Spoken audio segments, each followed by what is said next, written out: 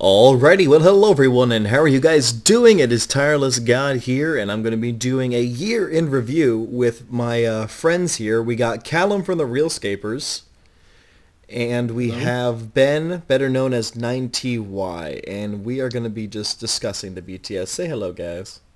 Hello. Hello. So it's been quite a year for RuneScape. I'd say there were a ton of updates overall. Some big changes to the way the game is played. Some interesting events going on. And definitely I'd say a lot more community interaction. As they said, this year was going to be the year of the player. And we've definitely seen a lot of player-driven things this year. So what do you guys think about the year and overall? How do you feel about it? Ben, do you want to speak first? Dad silence. I think overall, yeah, they when they first said it was going to be the year of the player, I was a little bit hesitant because I think there were some updates that we all found relatively questionable in 2012. But I think they really lived up to their word there, and there were so many updates that really pleased a lot of the players, especially for PVMers with new bosses, as well as a lot of the smaller gameplay changes to tweak EOC and stuff like that. What about you, Callum? I think it's been a great year. Yeah, I've definitely been playing more this year than last year, so that must be saying something about the updates. But yeah, I agree. That's been a good community year and whatnot. Alright, seems like we all Yeah. agree it's been a pretty decent year overall. So let's start things off. We are going to be going through every single BTS. We have all the tabs open for all the BTS. We're going to go over some of the highlights of the year, our thoughts on some of the big points, maybe bring in some of the smaller things that have happened in between. But starting off, the very first thing that we had this year was the introduction of the Catfight King. Now, this was something that was talked about in RuneFest 2011, I think. Yeah, because we didn't have RuneFest 2012. RuneFest 2011, they talked about this, and the beginning of 2013 it came out. Introduced Drygores, which were the first level 90 weapon in the game. So kind of the most OP thing for the longest time. It was known as Drygorescape. Basically, if you owned a pair of these, it didn't matter what their weakness was. You killed it in like seconds. And it's a really fun, complicated boss. Definitely brought in a lot of uses of the EOC combat system. Having to use, freedom, anticipate. Having to run around, having the tank being ready to provoke and everything. And definitely we had to get used to using abilities with bosses, because before with most other creatures, we just went ahead and killed them using abilities. This one we actually had to have a strategic amount of knowledge of when to use what ability when. So, Ben, what did you think about the Catfight King? I thought it was a really good update. I was playing it quite a fair bit on the day of release and the subsequent few weeks, back when the Dragos were even more money than they actually were now. And I think that, if I'm not mistaken, 'cause this was the first boss that actually came out in EOC, am I right? Yeah, the first boss that came out with like Yeah, I ESC think I, stuff, yeah. Yeah, so I noticed it was like really a showcase of the versatility and the dynamic nature of this new combat system. Like you mentioned, there was tons of new mechanics and different styles to use when taking on this boss. And I think it was a really, really good challenge for the hardcore PVMers at the time. Although, having said that, over the past year now, it's definitely become far more, well, not easy, just everyone understands it more and it's less of a challenge. And Hmm. I think it was good. And in terms of the level 90 Drygors, as we talked about, I think that they were too overpowered when they first came out. Like you said, you could just Drygor everything to death. And I do think that the nerf was necessary, as sad as it pained to me, given that I did own Drygors at the time of the nerf. But I think overall, it's a really nice addition to the game. And yeah. Any thoughts, Callum, for the Catfight King, if you've had some experience with it? I'm too scared to actually fight it. For one, I'm I'm yet to fight the king. I was a bit. I mean, the Drygors are awesome, but obviously it took me a while to save up for the Drygor because I've got two Drygor rapiers offhand, Hmm. and that was a bit of a struggle, but I got it in the end. And but they did nerf chaotics, well, rapier chaotics and whatnot, because I was a bit upset with that because it took me ages to get my the chaotics, but I got over it eventually. But yeah. Yeah, pretty good update overall. It was fun seeing that, level 90 weaponry. They said they're going to try to bring out the equivalent two-handed weaponry in the near future with some new bosses and monsters and stuff, so we'll be having that pretty soon. I personally like dual weapons better than two-handed, but it is all preference for people with what they like. So pretty good update overall. Beware of the balls. Beware of the king's balls. And that's the best thing. I remember that video by Castle Wars. I think it was like a minute long of them as a group just going balls, balls, just every time. God, I miss that guy. He was a knowledgeable video maker. Alrighty, so coming up next, something I personally don't have experience in, but one of you guys might have. Either of you guys completed a majority or all of the desert tasks? I have actually. Not really. Oh yeah, Callum, lead us here. Okay. Do tell. Be on the spot, but yeah, it was a bit of a struggle. The Dominion is it Dominion? Is that you Dominion Tower. Dominion Tower. That was a little bit annoying, having to do that, like really grind that out to get the last few bits to get the stand or whatever it's called, the battle stand, or what's it called, the thing that boosts you in game. Yeah. I know what it is. I don't know the words. That thing has the skulls hanging off it. Yeah, you need to get the top tier one of them, and you have to get all the 20 note pages or something for the book, and because I'd already grinded that out for all the gloves when it first came out, and then having to pretty much do everything again, it was a bit of a struggle, but that was probably the only bad thing about it. It was pretty. Other than that, it was pretty easy to get. Yeah, I'm not looking forward to doing the Dominion Tower personally for that requirement. 'Cause you have to unlock everything. Pretty much. Yeah, I still have a handful of quests to do before I can even get the Goliath gloves, which made me so sad that I never had Goliath gloves pre-EOC, because they were basically like a whip that you had to get like 5 kills, and they're like, here's a pair. It's just so easy. And what do you think of the actual rewards from the tasks? Yeah, Callum. I'm yet to really see any advantage. I mean, I just haven't bothered. Getting the task sets has just been a goal for me to trying to unlock all the elite task sets. But so I've never really taken advantage of the rewards from it, except the XP lamps. Yeah, I do have to say, when I remembered reading through what the rewards were for it, it didn't really seem like a useful thing, because they came out with living rock caverns for the mining. And for this, they came up with LRC like last year or something, and then for like this reward, they gave us like that person will like note your granite or something, or like send it to the bank, or he'll buy it. Basically, like you mine it and he'll buy it off you. So yeah, it's a little bit redundant. People don't power mine granite anymore, so it's like, here's an introduction for something people don't do. Like, I think the only really good reward at the time was the ability to mine from that new sandstone rock, and it's like 25 extra. It's not sandstone, was it? Redstone, I think. Something like that, yeah.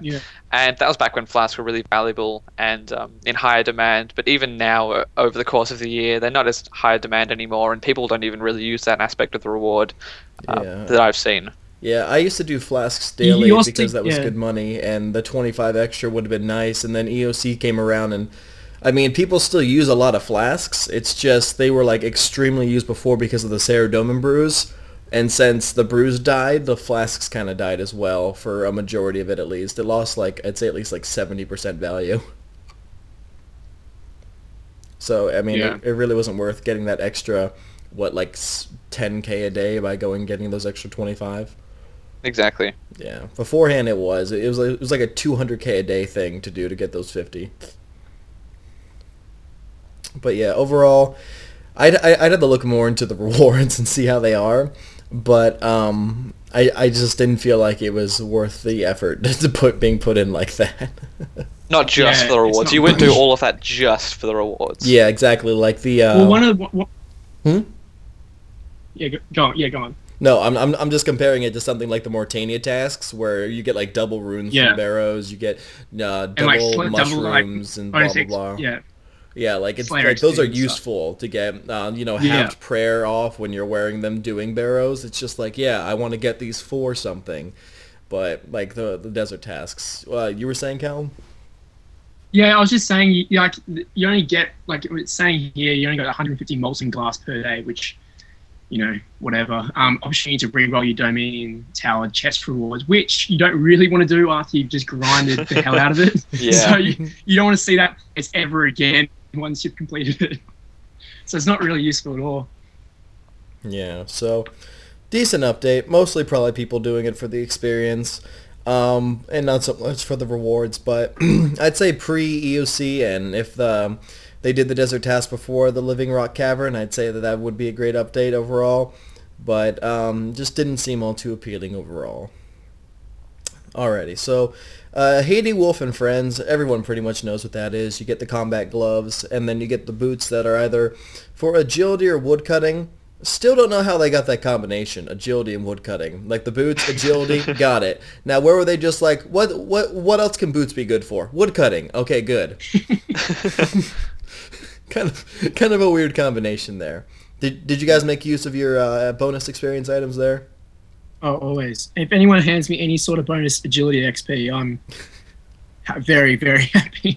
I actually got nothing out of that update because I had 99 in all of those skills, so I didn't even claim it. I just ignored it, really. Yeah, I used my Haiti gloves. At the time, it was Ice Fiends at the Frost Castle or whatever, like the Frost Fortress or whatever.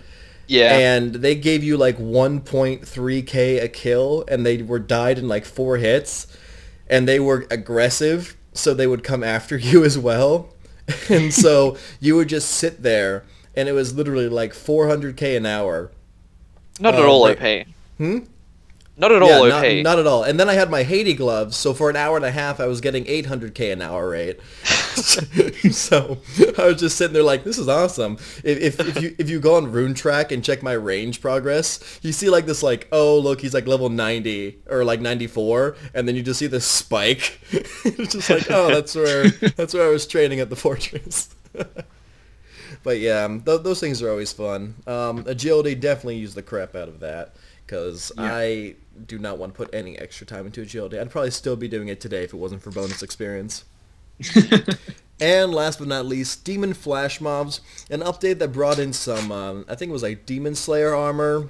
Basically, you go around, you kill a variety of demons, and then a big demon spawns in the middle. It's a group effort. It wasn't supposed to be soloable, but of course, people found ways to get past that. There were a few people who soloed it, but overall, I'd say the rewards and stuff, people didn't really go for it all that much. I still see spawning things, like people are like, Demon Flash Mob appearing here, and I don't think anyone does it ever.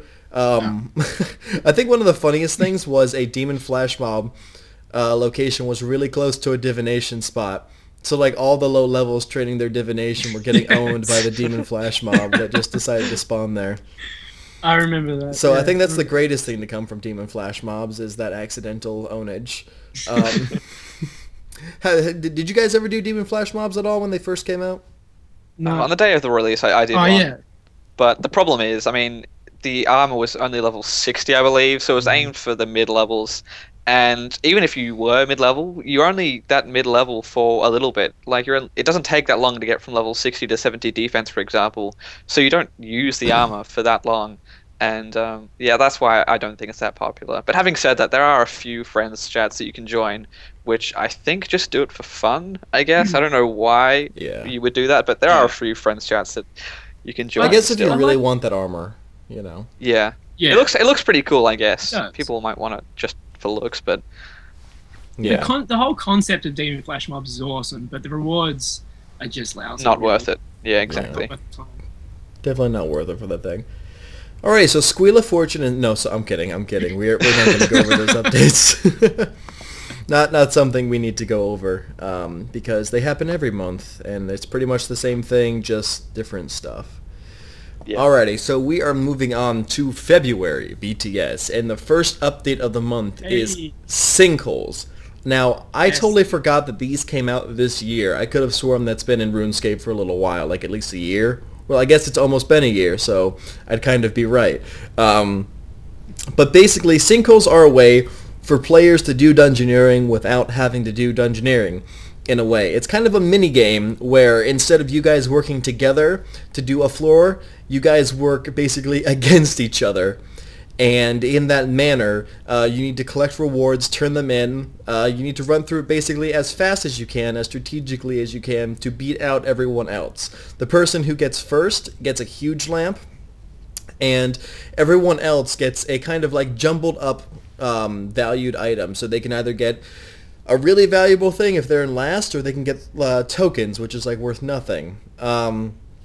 And then at the very end, you have the ability to steal and swap with other players as well, using cards that you pick up. A very intricate, fun thing. If you guys don't do sinkholes and want to get your dungeoneering up, you should be doing sinkholes. Let me just point that out. You can get 2 of these done every single day. It's great bonus experience. Doesn't matter your level. It's great bonus experience to do every day. And even if you get stuck with tokens, if you're trying to get your first dungeoneering item or chaotic, it's a good amount of tokens for putting your time in, let me tell you that much. Now, how about you guys? How do you feel about sinkholes? Have you done them a lot, or what changes? I do them. I used to do them every day. I've kind of eased off them a bit, but I think it's great. For like, what, 5 minutes, 10 minutes worth of your time, and you've got a couple of 100k dungeoneering XP. I think it's great. Yeah, I get like 200, 250k a day just from doing them. Yeah, and it's so simple. Even if you come off 5th or whatever, you still get good XP. The small XP lamps, still worth your time. So yeah, I mean, if you put in 5 minutes and you can get 40, like 30 to 40, 50k experience just for coming in last, it's just like, whatever. I put in 5 minutes. Depending on your level, of course. What? Depending on your level, of course. You wouldn't get that kind of Oh, experience yeah, for a small yes. lamp at level 1. Oh, yeah. If only. Yeah, how awesome would that be? Oh, here's my first lamp. Rub, you're now level 60. Like, oh, okay. Yeah. How about you, Ben? Are you a sinkhole person? Yes, whenever I remember, basically. It's probably one of my favorite updates of the year, I have to say. I like the idea of a competitive dungeoneering sort of scene. I don't know, I think it's just a really interesting, different way of doing dungeoneering, plus you get great rewards in terms of experience, and the tokens really add up as well. I mean, even I was kind of upset that I got tokens the other day, but I got 10,000 tokens, and that pays for like half a chaotic recharge, which is almost 1 mil coins. So I was pretty happy about that.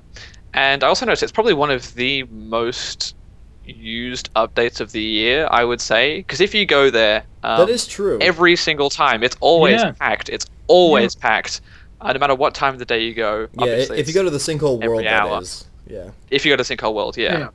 Yeah, every single 30 minutes after the hour, yeah, there's people there always.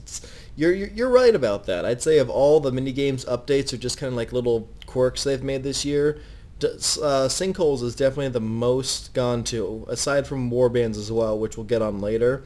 I'd say Sinkholes is definitely the most played minigame that they've added. Yeah. Alright, so coming up next, small update, Slayer Tower rework and Slayer contracts. Basically a whole new cosmetic rework to the whole Slayer Tower. The creatures themselves didn't really get an update, or as far as I'm aware of, the creatures didn't get updated. Well, the whole Slayer Tower looks a bunch prettier, new layout. One thing that I'm a little upset about is you used to have to run past the aberrant specters in some way, shape, or form, so you had to like take that risk, so you had to wear the Slayer mask or something. But now that kind of thing is out of it. You don't even have to like pass by them unless you're like directly going to them. Because I remember so many times going to fight gargoyles and an aberrant specter would like hit me twice and my stats would be halved. So frustrating. Because I forgot my nose peg. But yeah, so that got changed. I do think there was some art for some new Abbey demons, which I'm sad didn't go through. It was actually there was. Yeah, it was really cool artwork. Yeah, it was. They had it. They even posted it somewhere when they were talking about it, and I guess that just didn't go through or something. But, and contracts, as I said before, basically, if you're on a Slayer task and you're going to the Slayer Tower, definitely pick this up. You run in real quick, this guy will give you a contract, And if your Slayer task is for like 150, go ahead and take like however many you're going to kill, like 50 or something. It's just some bonus Slayer experience, some extra money and combat experience. It's worth your time to grab it. Or if you're not even on a Slayer task and just feel like killing Abbey Demons for the hell of it for that very valuable whip, go ahead and pick up a contract for that. Any thoughts on that, or did I cover that pretty well? You covered it Pretty much covered, I think, yeah. Pretty much. All right. Now here's a big one for us. The World Wakes. Probably the biggest quest, most exciting quest. I think this is actually the very first quest in all of RuneScape, aside from tutorials and that stuff, that I've done completely without a guide. And it was just so exciting. I did not look up anything. Literally the day it came out, I woke up, went to class, came back, played it. And really, really good. Your guys' thoughts. I'm not even going to go in on this. What'd you think? I thought it was great. The way that Jagex are making their quests at the moment, just so impressive. Like, completely big change to all the other older quests, where you have to get, like, before you even start, you need, like, 20 different random items in your inventory. And then you always forget one, or you end up eating something by accident. But yeah, I thought it was amazing. It looked great. It was really, it was incredible. Yeah. Really, really beautiful quest, too. I just enjoyed every bit of it. Ben, what'd you think of this quest, the rewards and everything? I thought it was absolutely amazing. Probably one of the most engaging quests to date. I put on my headset the second I got home, and I just was completely immersed in the quest. Great dialogue, great sounds, great visuals, and the lore was immense. I got really involved in the quest, and I wanted to make sure I was making all of the right decisions and stuff. I didn't want to lose any characters or anything. Obviously, there's one that I couldn't save, Tia. Yes. And in terms of the rewards, I think the reward system was really interesting, because this was the first quest where it had like next to no requirements, if I recall correctly. You needed 140 combat, and that's about it. Yeah, and if you unlock extra rewards afterwards, if you've done a bunch of other different things like quests and skill requirements and stuff like that. And I thought that was a pretty good way of doing it, because I think it's a good idea to make the lore accessible to all players if possible, or as many players as possible. That way they can do stuff like the world events that we're seeing now, and it actually makes sense to them. And exactly, it's not like cut off from other people. I was really excited because I saw that they had all the requirements, and then they're just like, actually, you don't have to do these for everything. And that made me really happy. I'm like, oh man, more people are going to play this, because they've been hyping it up so much. That's unfair to the players who may have, just gotten like 150 combat and would love to partake in this. Like I was so excited for those younger, or like maybe not younger, but newer players who might not be able to experience this because they haven't put in the time for all the quests. Because if you had to do all of the requirements to be able to do the quest, there were people who would look at the quest list of required quests, and they would just be like, I cannot do this, and they would just never get around to doing it. That would be inevitable. So I'm really glad they did it the way they did. Just so good. That ending. Okay, Jagex has been spreading it, so I'm sure we can just say Guthix died. Like, just putting it out there. For if this is news, if you guys are watching this little podcast thing and this is the first time you've heard Guthix dying, I don't know where you've been. Like, jeez, it's like Jagex even in their latest BTS was like, so Guthix died. So yeah, I can't believe that.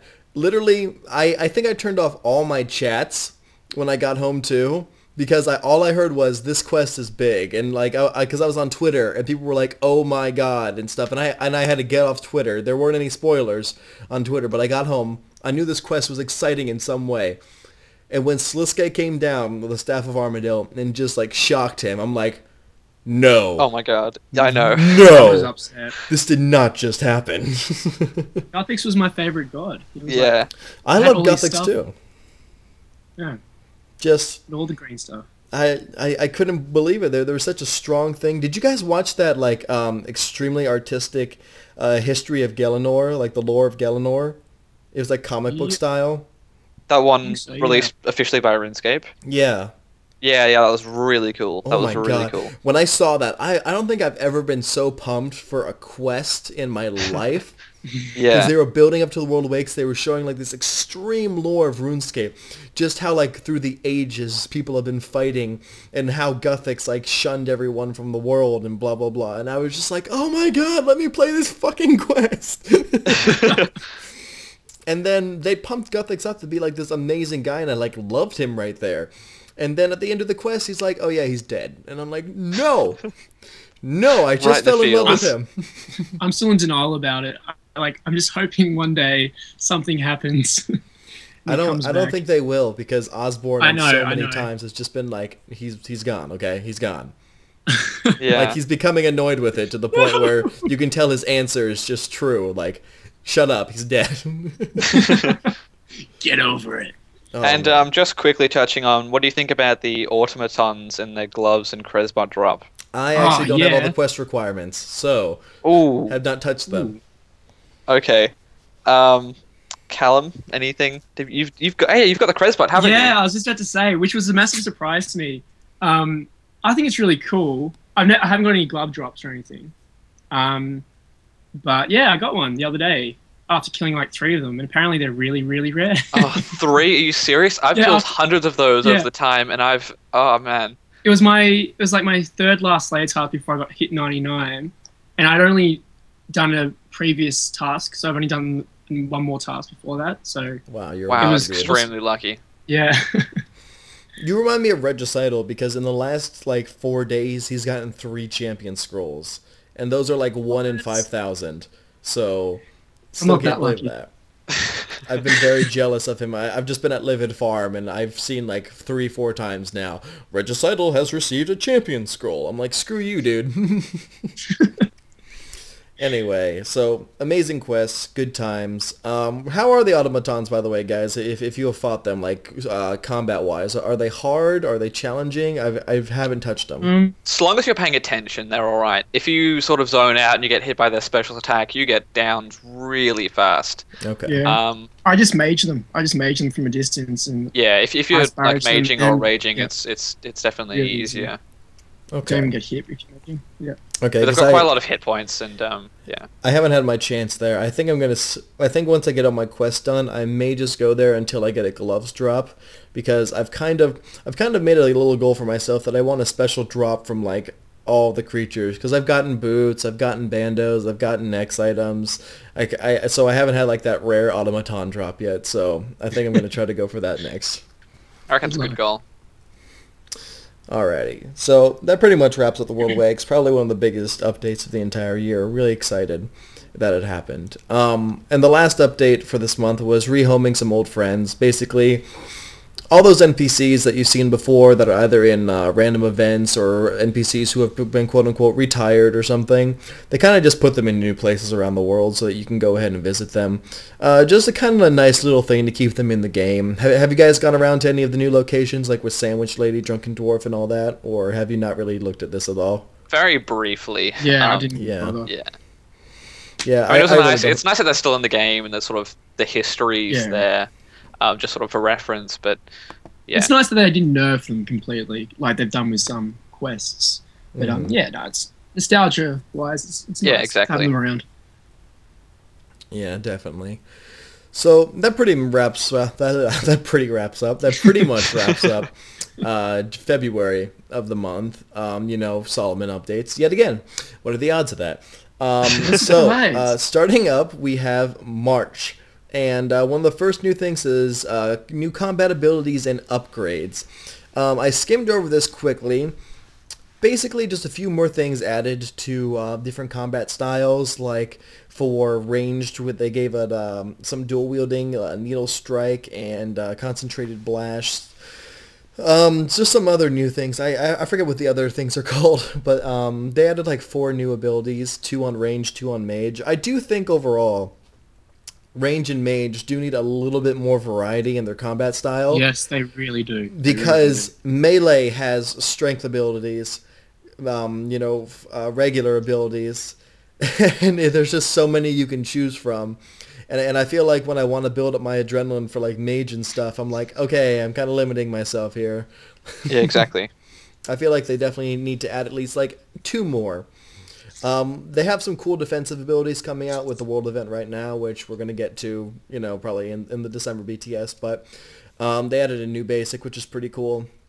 But definitely mage and range need to have a little look at it because they have dual wielding, they have two-handed, they have single-handed. They really need to expand on like something that they should really get into. Oh, you're wearing a wand and a shield. Well, here's a combination for both of those things. Not necessarily just a shield, but expand on it.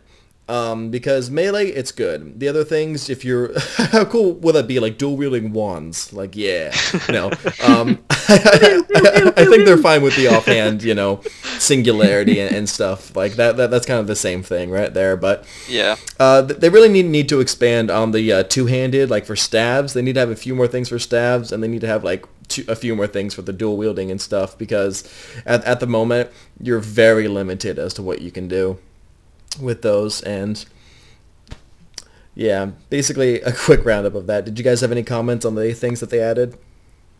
not particularly. It's pretty self-explanatory. Yeah. All right. So probably the biggest controversial update this year is coming up next. Wilderness warbands. An update that I didn't figure out, I think, until like a month and a half, 2 months later. And I don't know how I didn't hear about this update beforehand, because I was still like training my skills and wanting max. Basically, they made this for players to go against players. You go out into the wilderness, there's camps, you steal from the camps, and when you steal from these camps, you can bring them back for coins, because, so many people did that, or experience. And so you could choose one or the other. Now, the experience is absurd to a crazy point. Now, you could do this 3 times a day. You could get 100, like about 100, if you had like level 85 plus, 100k per inventory, which you could do 3 times a day. So you could get 300k in farming, smithing, mining, construction, herb lore. Any of those skills, you could get 300k a day doing that. Now, what... Depending on your level. Mm-hmm, depending on your level, of course. Yeah. Like for 85 plus. But what I can see what they were going for, and I really liked it. They wanted people to go out there and rob the tents, and they wanted bigger people to come out and kill the people who were robbing the tents. So it created like this big war. Well, because that's why it's called war bands. Well, it became singular person bands, which this website, Warband Tracker, they just decided, hey, let's have everyone just come in one FC basically at the same time. We have literally like 4 full FCs of people going to one camp. Good luck fighting us. That's basically what they did. And so it created this crazy market of people buying ranks in these FCs. Everyone just going out there. Basically, there was no one killing people. Now, I have a tactic which I might talk about that I use to kill people, which I still think I'm pretty smart for doing that. But you would do this all day long, and it was just crazy. Your guys' thoughts, Ben, we'll start with you, because I know you've had a decent amount of experience with warbands as well. What are your thoughts on warbands? I know we actually discussed this in a past video on your channel, and the way Modmark explained it was high risk, high reward. You risk a lot to try and get the stuff, and you get rewarded very highly. But the second everyone started to cluster up in this massive friends chat, all risk was basically gone. Even if you did occasionally die, you lost, what, full Batwing and a Polypore. Compare that to the amount you would expend on the supplies for herb lore or smithing and stuff. It's nothing. Mm-hmm. So it was just way too much. And even when the nerf came out, arguably it's still just way too safe, which I'm not sure what you think about that, but it still doesn't sit entirely right with me. The way it was meant to be played is still not apparent, in my opinion. So basically now the rewards are still ridiculously high, but there is little to no risk associated with it, making the experience you get from this activity ridiculously high, way too high in my opinion, and it's just not played the way it was meant to be originally intended. And I think I'm not sure if it can actually be fixed, but yeah, I don't know what you guys think about that. I think they tried really hard with the way that they nerfed it with this amount of supplies being gathered, so it did limit the size of people going to warbands. Because you could say, oh, hey, we can have a bigger team, but not everyone's going to get loot. Or you can have a smaller team and everyone's going to get the loot, so that leaves kind of the possibility for other people to come in with even bigger clans to kill the smaller ones who aren't interested in, the items. But one thing that I do not like is that they took out when you kill someone, it drops the coins.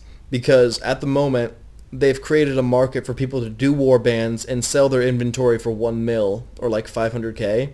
They'll say like, hey, kill me. Give me 500k, kill me, and then you'll get the supplies. So they started that market because it drops items.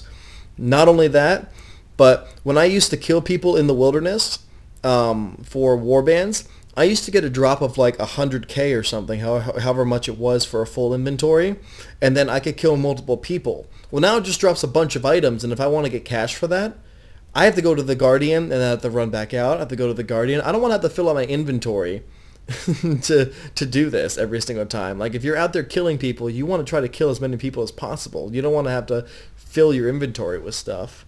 So that was one thing that I saw on the downside, because that didn't really help PKers unless the PKers also wanted the experience. So yeah. Callum, any thoughts on warbands? I actually only found out about warbands like maybe 2 weeks before the nerf. And John, you were saying how like, oh, you got to do it and it's awesome and stuff. And so I started doing it. I'm like, this is like, I thought it was a joke. I thought like, oh, is this only gonna be in the game for like a couple of weeks or something, like or a month? I thought it was an event.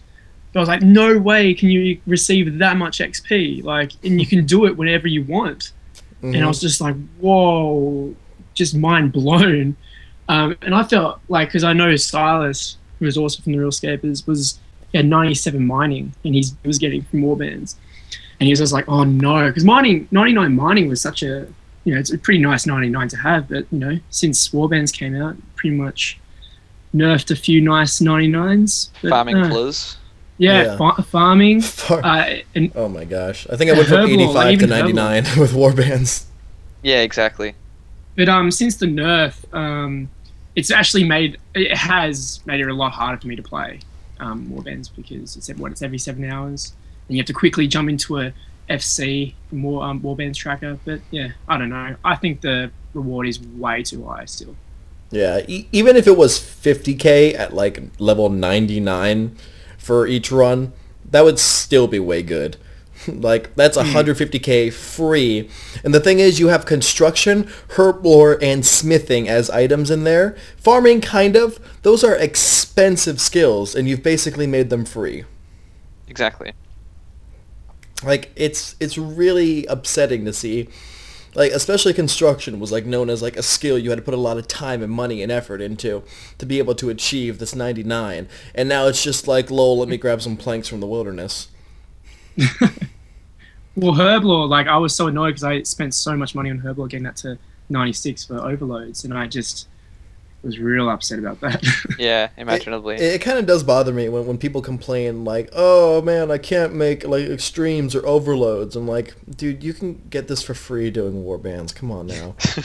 Like, there's no reason. I got 99 making tons and tons of potions, and then this came out. Like, if I can do that, and I've never been rich in my RS career. I've never been like, oh my gosh, look at all this money I have. Like, one time I had like 500 mil when I was staking, but then I lost it the next day. But like, aside from that, I've never been extremely rich. So if I can do it on, I'd say, a normal player's budget, you can do it as well. Especially even more so now with warbands. We're giving positive support to all of our listeners, all like 100 of them. Okay. We have the Easter update, but not as you know it. Do you guys remember what this was? I don't think I participated in this. It was I don't basically those remember. butterflies floating around. You collect 20 a day. You're right. And that was pretty much it. And that was just a follow-up to the World Wake, sort of keeping it in the RuneScape theme. That's And true. this was Yes, like the yes, yes. first of a series that they wanted to take, really. Basically, less development time on these events that are played like once, and that's it. And sort of focus on other bigger projects, which I definitely can see the merit in. Yeah. I agree. I agree with that. They do. Yeah, it's. Yeah, I'm glad they did that. Yeah, so we didn't really have an Easter event this year, but yeah, we got the Gothic butterfly, some good experience. Okay, so probably the biggest event of March, but even more so than warbands, is the introduction of player-run games of chance becoming illegal in RuneScape in a sense. Like, it went from World 2 being populated with bots and flowers and money everywhere to not a single person saying hot cold, like within 24 hours. How do you guys feel about this? Because this kind of was, like, it wasn't, I'd say it hurt a lot of the economy and the game in certain ways because it started distributing a ton of wealth to certain people. It led a lot of people to real-world trade. And it kind of like, I've lost countless money gambling. Oh my gosh. So I'm kind of happy it's gone for the sheer thing that I'm not doing it anymore. But Yeah. your guys' thoughts on player-run games of chance being completely out of the game, like not even something implemented by Jagex to kind of make sure, because one of the biggest things they said they were worried about was scamming. People running these games of chance and just running with stuff was a big problem. So we thought Jagex, this was before the Squeal came out as well. We thought the Squeal was going to be, a thing to bring in the player-run games of chance, but it wasn't. So what are your guys' thoughts? Was it good that they left the game? Was it kind of iffy? Or how about, and just anything? Ben, we'll start with you. Fucking finally, in my opinion. Just for so long, so many worlds were just listed with people. Hot Cold X2, Hot Cold X2, and all these ridiculous gambling things. And like you said, it caused so much spam, scamming, and all of these negative effects on the economy. And I think they had two real options here. Either one, implement their own version of gambling in the game, and just people do that instead because it's obviously safer, or outlaw it completely. And I think that sort of making it illegal was just the better way of going about it. You don't need to gamble, and I think it was good. It was good what they did. Yeah, I agree. I'm really happy it's out of the game. It caused so many problems, like Exactly. so much controversy from every single player. Even in the beta of EOC, because people basically, you could have unlimited money. Gambling was a problem in the beta, which was supposed to be used to test out the combat, give us feedback. People were gambling in the beta, so much so that they had to make every flower turn red when you planted it, so people were not gambling anymore. It's just stupid, isn't it? It was just insane what these people were doing. They were like, stop gambling, tell us how the game works. Oh, I thought that was crazy. Callum, did you have any words you wanted to say or experiences you've had with gambling in the past? You guys summed it up pretty much. And the guys, the top shot guys at the very top of them, owning the clans and stuff, they were all not very nice people in my opinion. I won't say any names, but yeah, it's RuneScape is much better without them, to be honest. Yeah, just crazy times there. Really happy that's gone and out. And we move on to behind the scenes, April 2013. Okay, so we have the RuneScape 3 beta program as announced as bonus behind the scenes 2012. Is this the, yes, this is the HTML5 engine. Being put out in April for beta. Still not perfected yet, but I have to give them, a little benefit of the doubt because HTML5 is kind of a big thing to implement, and it's going to cause a lot of problems moving over this entire game to that kind of thing. So I can see they can have a lot of problems, and they were focusing a lot on player content, the world event, and I can see kind of how this all fell behind, because Jagex really was more into the community this year, so I can see how working on this has kind of been pushed behind. But did you guys get a chance at all, or have you hopped into the HTML5 beta at all? Yeah, I logged in and then it crashed my computer. Good Oh, stuff. So yeah, no, it didn't agree with my Mac laptop whatsoever. So no. I had to go at it, and of course it looks absolutely amazing, but just the FPS weren't high enough to sort of justify the switch across. Not yet, at least. I just don't think that for a lot of machines the technology is quite there. There are still lots of changes that need to be happening to Google Chrome, for example, before it becomes more viable, they said. But I think it's still not dead, just it needs to wait a bit longer, I think. yeah. They're waiting on Chrome and HTML5 to become more of a extensive and easier for just regular people to use first, and then it's going to be coming out. Like you said, I think we're just waiting for like HTML to be more viable for the people and the community, just to make it until it's like more of a common thing. Because I don't think everyone's computers and systems are all like, oh yeah, let's go HTML5 now. Exactly. Like I feel it just needs a little bit of time. And then, it'll be all good. I've played it. It's really pretty. It is really pretty. The draw distance is phenomenal. I loved standing on top of Mage Tower and like looking at Lumbridge. That was awesome. Oh wow, that's pretty cool. It was just so beautiful to see that. But it's sad that it's not out. But given time, I'm sure it will be a thing, and it'll be so much more fun to play in that kind of beautiful environment. Coming up next, we have Dungeoneering Dual Wielding and Charm Collectors.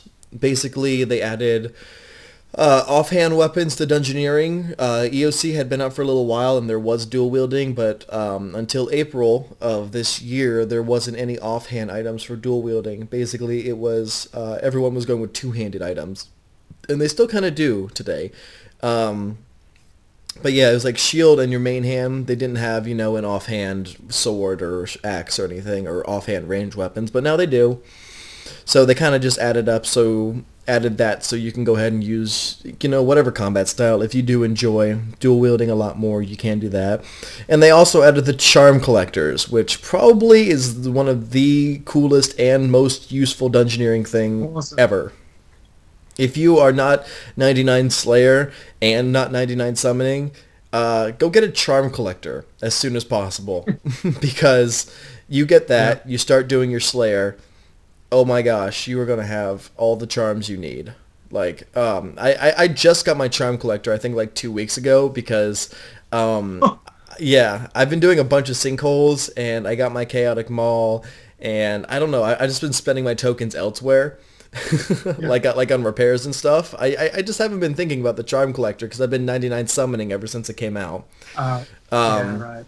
So it wasn't anything interesting, but I got it, and it's just so useful. Just charms that appear everywhere. Just mine. I don't have to pick it up. So much fun, so useful. I love those updates.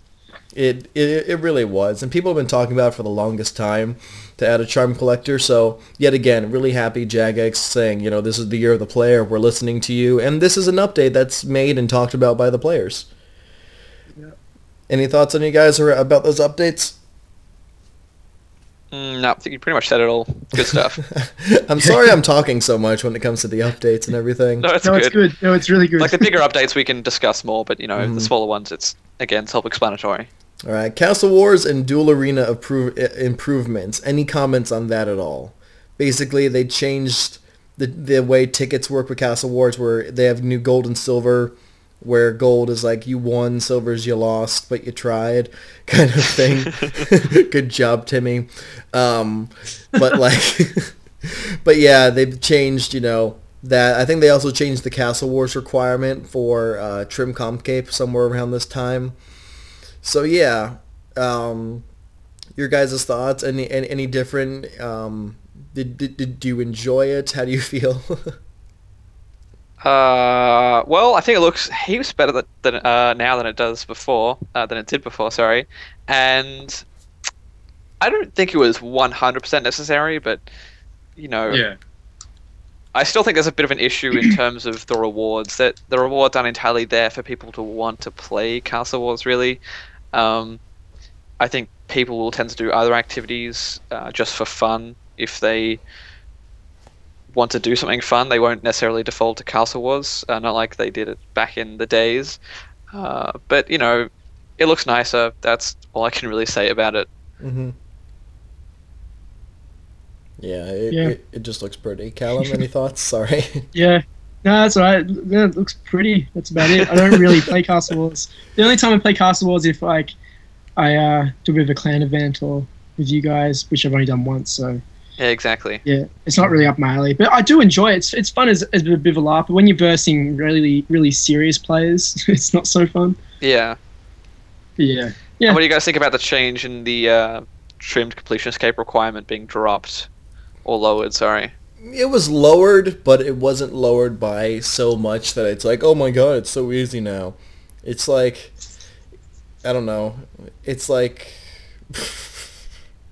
I'm not sure how many games you save. I think you save like 200 games, or like it's like 150 to 200 games you save. But out of 5,000, that's like, thank you. You saved me a lot of time, but not really a ton of time. You still have to play 4,800 games. Like, jeez, I can't even fathom doing that. Like, I'm all for, I would love to go for the trim completion escape if it didn't have that requirement. That's the one thing that's keeping me back, because I can do divination, I can do slow skills, I'm fine with that. But when 5,000 Castle Wars games is, what is it, like 100,000 minutes, and that's just the game, not including the 5-minute cooldown period between every game. So that's 25,000 more minutes, or like 2,000, whatever. I don't even want to think about it. It's just way too much for me to even think about. Oh man. How about you? How'd you guys feel about the change to the trim? I wouldn't really know unless I didn't have it, so I can't really comment.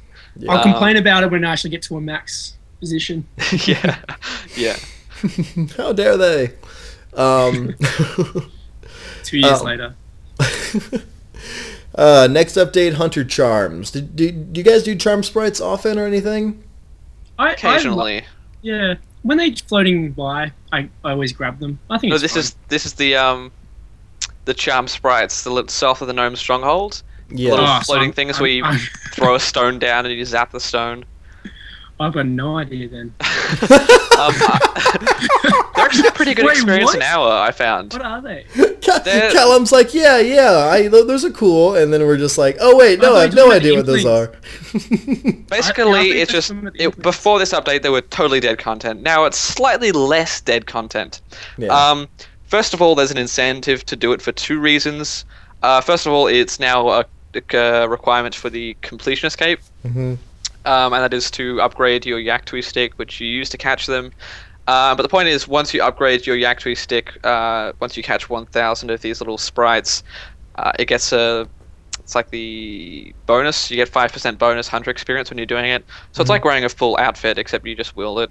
Actually, it's so double a full I did that. outfit. It was a good experience while I did it, and I got the 5% for all my future hunter endeavors. So I enjoyed it. What about you guys? Well, I didn't know it existed, so... Yeah, not a thing. I mean, it's nice to know that there's a way for skillers to get charms, but I don't know why skillers would want charms. If I wanted charms, I'd just go fight water fiends or glacors, you know? Like, I have my methods. I'm not really sure what this does. Like, it gives you hunter experience per hour, so I guess, like you said, if you have plans to get a completion escape in the future, and you're not 99 hunter, this is something to do, because you get hunter experience, you get charms, and then you get a stick that gives you 5% on future hunter, and you get a completionist thing ticked off. Like, there's a lot of good stuff from it. I think But even if you're not going for completionist cape and you're not 99 hunter, yeah, it's still efficient to do this and get the upgraded stick, because you get the 5% XP bonus on all of your future hunting as well. So hmm no matter what, I think it's just good to do. oh yeah, it's decent update. I'm really happy that they made it a little nicer. You can really get the 1,000 done in like not too much time too as well. Couple of so, hours easy. Yeah, it's not too bad. I did it in one sitting. um, says here we got some EOC updates, which is kind of like changing armor and weapons in a little bit. They changed armor so that there's a difference. So there's offensive armor, defensive armor, and hybrid armor. So yeah, the offensive armor, everything went up. Like Tetsu, no, not Tetsu, sorry, Torva, all Nex armors, bandos, all these things started like really increasing in price when they released this BTS because everyone thought they were going to get like this phenomenal set effect and crazy, bonuses and everything. And then they came out and where they might be better, like it's not, unless you're really extreme PVM, of course, and you know what you're doing, there just doesn't seem to be that edge like there used to be between these armors, It's just because it's better, it costs more money from what Exactly. it seems.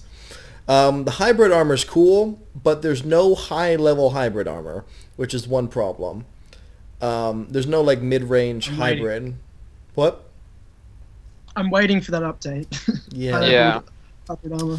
So that'd be kind of nice to see that, even if it was degradable, which I think would be a good way to introduce high-level hybrid armor. Would be to have it be degradable. Would be pretty cool. But we don't I don't use hybrid armor. Like I have Barrow's gloves that I use for my Bank Sold Bankmate series, and still kind of use today a little bit. That's like as hybrid as I get because they're all type. But aside from that, I don't wear that stuff. I did find out recently, did you guys know that hybrid Dragonstone armor is like extremely expensive? Yes, it's ridiculously expensive because it's ridiculously rare from those Triskelion. Yeah. It's ridiculously rare, and I think it's the highest level hybrid armor. It's insane the price of this stuff costs. I think it's like 40 mil or more for the chest. It's crazy. So the reason I think that this Dragonstone hybrid armor is so expensive is purely because of its rarity. It's ridiculously rare, found from the Triskelion key fragments, as I mentioned before, and because the best hybrid armor in game, I believe, is the War Priest armor, which is actually free from the world events. So I mean, people would be using the Dragonstone armor for their stats. I mean, they're not tradable though. It's like, Yeah, I guess. I mean, people don't want to do the world event or to get the armor. Yeah. Also, you've got to consider that Dragonstone is available to free players, and the War Priest armor for the world events. I actually didn't know that. I didn't know that. Okay. Yeah, so I know that the War Priest armor only scales to a certain level if you're free player, which may actually be lower than level 60. So free players might be using Dragonstone armor for the stats, but I'm not entirely sure on that. I know it does scale up to level 75 for members, so if you want hybrid armor, then yeah, War Priest is the way to go if you're members. Okay, I actually didn't know that. That's very interesting. I actually do need to invest some time into getting some War Priest. But yeah. I think that, especially in future bosses, there may be more reasons to go for hybrid. Because at the moment, if you're going bossing, you're going to go either power or defensive, really. Yeah. There's no real need, because there's not a lot of changing styles. But having said, like I said, there may be more bosses in the future where it might be really helpful to have hybrid armor for quickly changing styles. Yeah. Very true, very true. Well, but we'll see how they handle that in the future, definitely.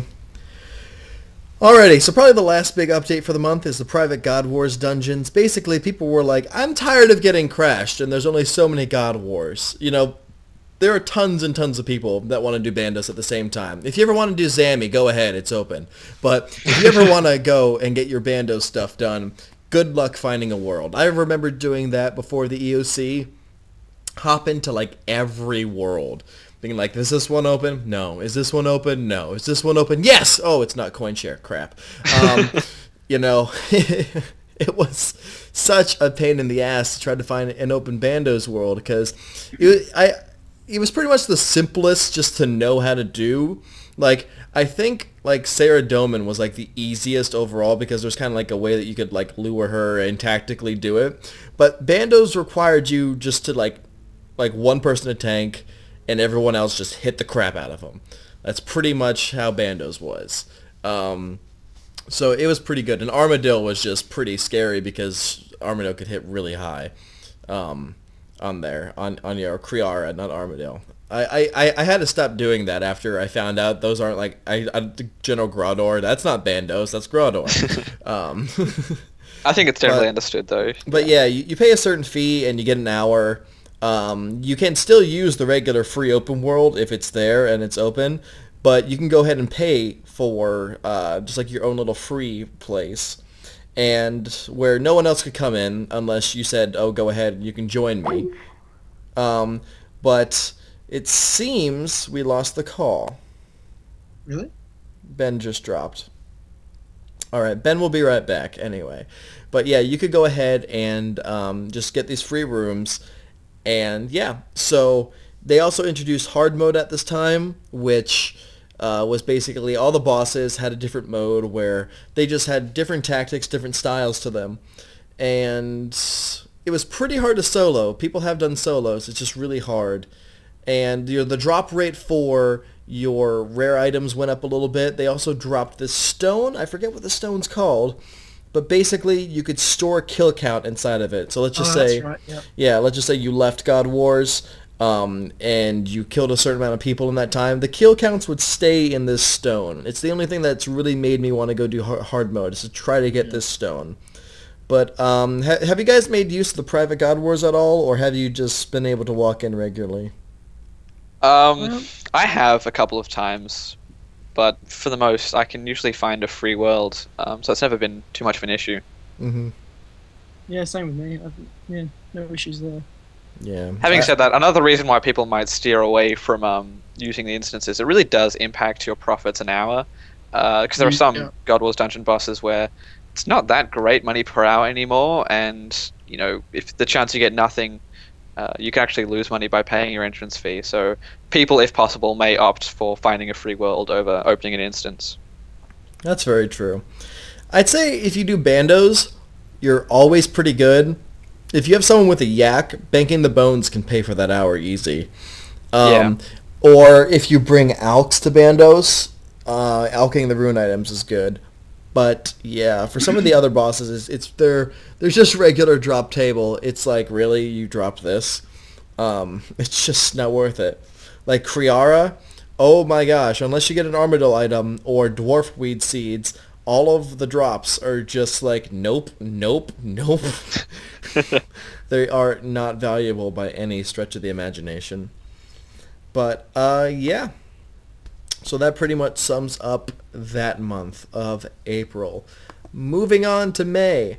Man, we have a lot to talk about still. This is, We do. I'm actually pretty excited about how long we're going to be talking. This is going to be a nice long video. So the first update of April is the Nexus. Basically an update for new players who come into the game. It's members only, which is one thing that I thought was actually kind of stupid.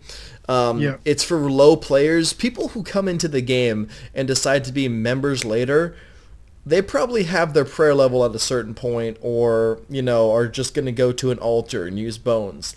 This Nexus is for players to get from level 1 to 40 prayer in a relatively fast speed for free. I actually did it on the day of release, and I made a video for Rune Zone. Pretty cool tactics.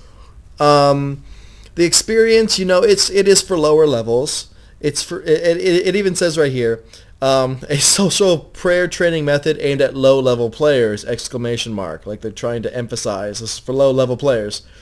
But the surprising thing is there's a finite amount of experience you can get, which I thought was kind of interesting. So there's a point where you just stop getting experience from it, which is understandable, but this is the reason why I think it should be free to play, as well is because, like I said, if you're a members and you want to get 40 prayer, you're just going to do like 2 inventories of dragon bones on an altar. That's all, and it goes by really fast. You're not going to spend time... Like, it took a while to get all this experience done, by the way, too. Even after I hopped to a world where they were a bit more organized, it was really hard to do and get all this experience gone. So, did you guys try this at all, or am I pretty much the only one that might know something about it? I think you're the only one. I'm the only one? Yeah, I think okay. you are. Yeah, it's a good update for low-level players. Like I've always said to people, I love when they introduce low to mid-player stuff. It's awesome. Yeah. Because the game's not all about high-level players, and if they keep focusing on high-level players, the game's going to die because everyone coming into the game's going to feel unappreciated. So I do like that. A little upset, like I said, that it's not free-to-play, because I feel it'd be a great way to get free-to-play players interested in new content and being able to get their prayer up, something for free, something to do socially. It definitely would have been a great free-to-play update, but, you know, what can we do? I'm going to write angry letters. Next thing coming up was the God Emissaries. For the first time in RuneScape, we can go ahead and pledge our allegiance to one of the gods of Gelinor. For the first time, we can say, I am this. Not only just by saying it, we can actually align ourselves with them, and we can have it as our title as well. It could be like, I forget what it is. Like, I was the Godless. I went with the Godless Emissary. Because I feel like they're kind of with Gothics in a way, because they're not with anyone, and they're kind of just not caring, so I kind of felt like that was a good way to go. But if I could go with anyone else, I probably would have gone with Armadillo, the whole justice and everything. Who did you guys choose, and what did you think of this update, Ben? I went with Armadillo, that's right, before it went mainstream in this world event. Yeah, I really enjoy his philosophy. Yeah, I know, right? I really enjoy his philosophy. I think it's not too dissimilar to Guthix's, at least his original philosophy. I think it's nice that he believes that there can be a world where gods and humans can sort of live in harmony. And I really like the fact that he treats all of his followers like with a lot of respect. He treats them as equals, which not a lot of gods do. And again, people would say that his views are similar to Saradomin's, but I think Saradomin's a lot nicer, and he will do a lot dirtier things to get his power. True. Callum, how about you? I was actually, when I first heard about this update, I was really excited for it. I was like, oh, this is going to be really cool and game-changing, and everyone's going to choose their sides, and it's going to be really conflictive and all this stuff. But I was kind of let down. I think the title and the banner thing you can wield was a bit of a letdown, because I know you can do tasks or whatever else you can do with it, but I don't know. It was kind of, I don't know, I was let down by it. A little bit boring for me, I don't know. I do have to say, I was quite upset to find out that the tasks for everyone was the same.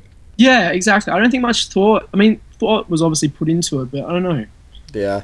I felt like me joining an emissary would have meant something more, and I would have gotten more into the details and knowledge of this, but I didn't feel like I was more part of the emissary just because just because I had a title and agreed to it. You know, I'm a little upset. Of the team. Exactly. I think it would have been a lot cooler if they introduced like a new area or like a district, like a whole island, which had whole buildings like dedicated to like each god or just certain areas. And if you tried to like walk into another one, they'd be like, "Halt, you're not with us," you know. So that would have been an area for Saradomans, like, you know, people following Saradomin, or this whole Armadillo area. Like, I probably would have felt more into it if I had a bunch of NPCs to talk to who went more into detail about the god and everything. But joining the emissary, I get what you're saying. I didn't really feel like it got me more into the god that I was interested in. Yeah. Ben, how do you feel about that? I kind of agree. I mean, it wasn't really that big of a thing, and the rewards were definitely aimed for lower level players. I think the best reward was like a level 60 hybrid helmet or something, which in my opinion didn't even look that fantastic, but it was nice to be able to show that you are supporting this god, which you previously weren't able to do. And that's about it. It wasn't fantastic, but it's a nice feature to be added. Yeah, just a little thing. It's nice to be saying, hey, I'm with this person and I can show it. But exactly. Next update is Farmed and Dangerous. Oh, they're puns. So this is an update. A whole new variety of seeds were added to the game. Some giving you experience in other skills other than farming as well as farming, including the Wishing Well, which you would put money in and then you would get items out. So it would either be worth like up to 3 times as much as you put in, or it could have been like a quarter of what you put in. So there were, I mean, like we were actually talking about this a little earlier. This wasn't like an amazing update, but it did fill in the gaps, like we were saying, between some different things of farming, and you being able to get just a little bit of bonus experience in between everything. What did you guys feel about this? Callum, anything to say? I didn't really take any advantage of this update, just because I hate farming. I think I've only got, I haven't really used any of the things there, so. I think. Go ahead, Ben. I think that a lot of people were expecting like a big game changer for farming, like the Runespan of farming or something like that. But I mean, at the end of the day, it's just more seeds that you can plant, and I think there was too much hype around it. It's nice that there's gaps in there, and it's new, different types of plants with different unique rewards. Like there's a Guthix Butterfly one, and like you said, there's a money one, and stuff like that. It's interesting, but I mean, it wasn't exactly a game changer. But it was good to fill the gaps, like you said. Yeah, that Wishing Well was a pretty bad update because you throw in money, and then it gave you items. So like the very first time I did it, I think I threw in like 700k. I think you could throw in that much. I forget how much I threw in, but I threw in a good amount of money. And I got out like a bunch of random items. I was like worth like 1.3 mil. So I was like, cool. So I took all these items to the GE, and it was just like sporadic random items. And I took them all to the GE, and even though it said 1.3 mil, I couldn't sell it for like 300k because I don't know what was going on. Like they were just horrible choice of items to get out of this thing. It's like, here you go, here's, because they based it off of the GE value, which was the bad thing to do because these items all of a sudden, so it's like, oh cool, now we have a gold sink, but now items are flooding the market. Like...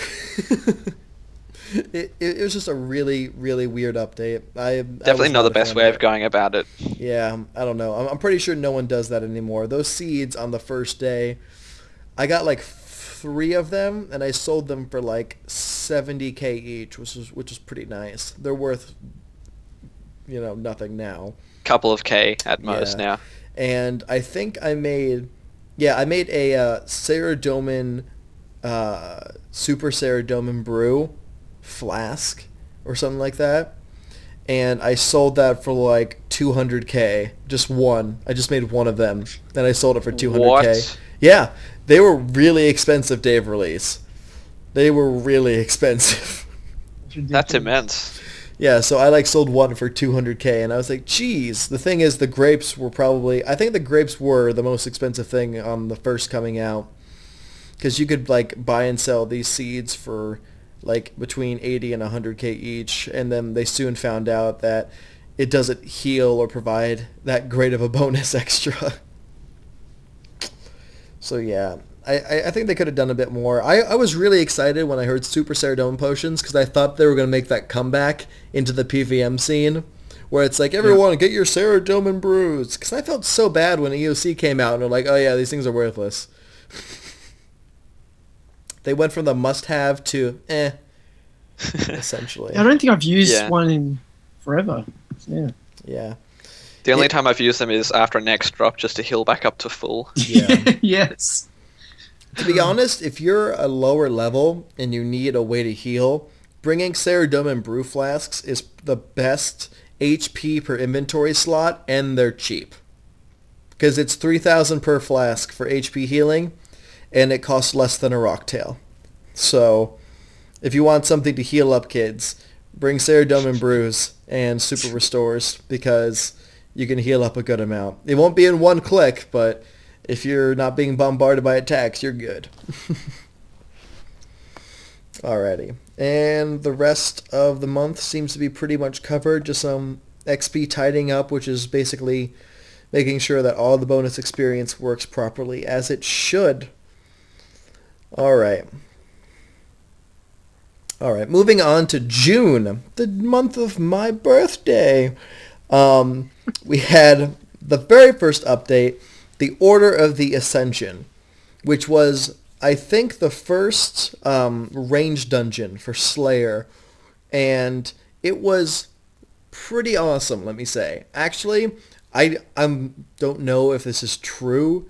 I'm just assuming, but I think I was the very first person in the dungeon period because I stood in the area basically because it said it was going to be around like Uglog. So I stood around next to this lake and I kept trying to type in. And as soon as I logged in, I was standing literally right next to the door. And then I hopped in and I was like, ooh, I'm inside. I felt pretty Somebody cool. give John a medal. I know. I felt pretty badass. I'm like, no one else has seen this yet except me. Until 3 minutes later, everyone's going to see it. But I thought it was really, really cool, the fact that they finally introduced a range dungeon. Because, who just like grabs a range? If anything, people are mostly going to go melee everywhere. Magic at the time was slowly moving up, to be the thing. Magic's the thing now in RuneScape. It's like if you have singularities and stuff, you're killing everything.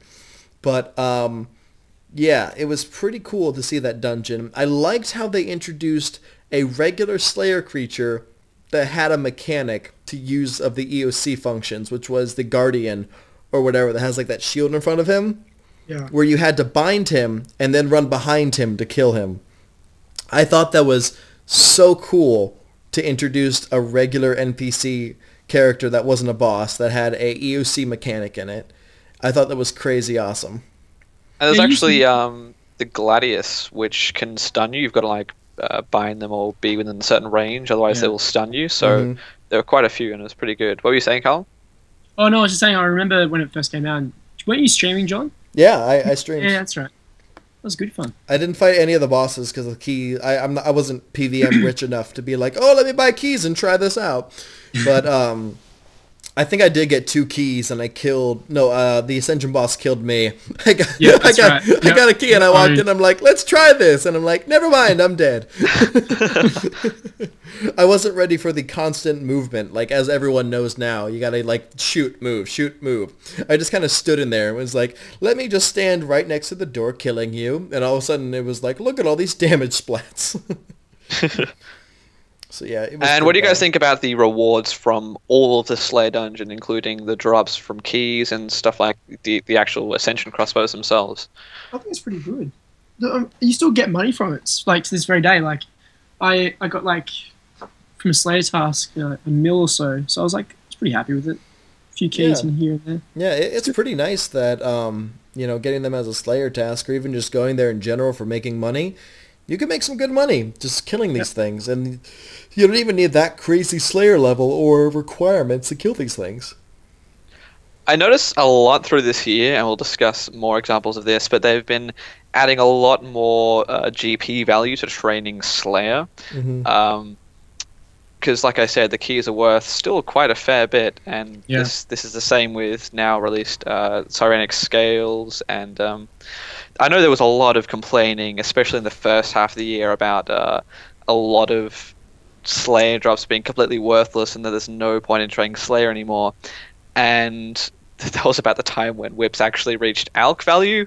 So I think Jagex have been making a conscious effort of trying to bring some GP value back to doing your Slayer tasks. Yeah, I'm really happy they did that. That was just so good, just to see money coming back into my personal favorite skill, just to see that there was a way to make money again. I was just like, yes, thank you, Jagex. And the other thing that I've noticed between Rise of the Six, which we'll talk about later, and the Order of the Ascension, they've created, with the introduction of the keys and everything, they've created like that middle class system where you kill these things, and these level of people get these items to give to the higher level of people, Yeah. which I think is really awesome. So like the people who are trying to make money, make money off of the people who are really high level doing PVM. Now, I'll talk about it later, but the Ascension dungeon is really cool because of the amount of keys you have to use, and in the fact that they're still rare. Rise of the Six doesn't work in the same way. The items are pretty common, and you only need to use one per group to go in. I think if you had one per person, they'd have more value and stuff. But I mean, we'll talk about that later. But I really do like that, how they are starting to implement systems where the low to middle class works and can get rewarded for people who are the higher class trying to get the higher level items. It really balances things out, it creates a great economy, and I really, really like that. Great. The Ascension crossbows too. I personally haven't had a chance to work with any of them because I don't have 239 mil just to buy one, and I haven't had the time to just go ahead, or money just to buy a bunch of keys to try to get some myself. Any other things you wanted to add, guys? I think that's about it. Covered it well. Yeah, that's about it. All right. Moving on, the Crystal Triskeleton keys. Members only. Basically, kind of like the Crystal Key, but instead of 2 pieces, it's 3.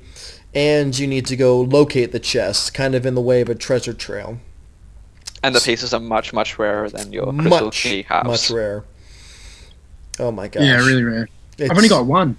I've never seen a piece yet, to be honest. I've gotten I've a full seen key before, Slater's. which was pretty exciting, getting my first key completed.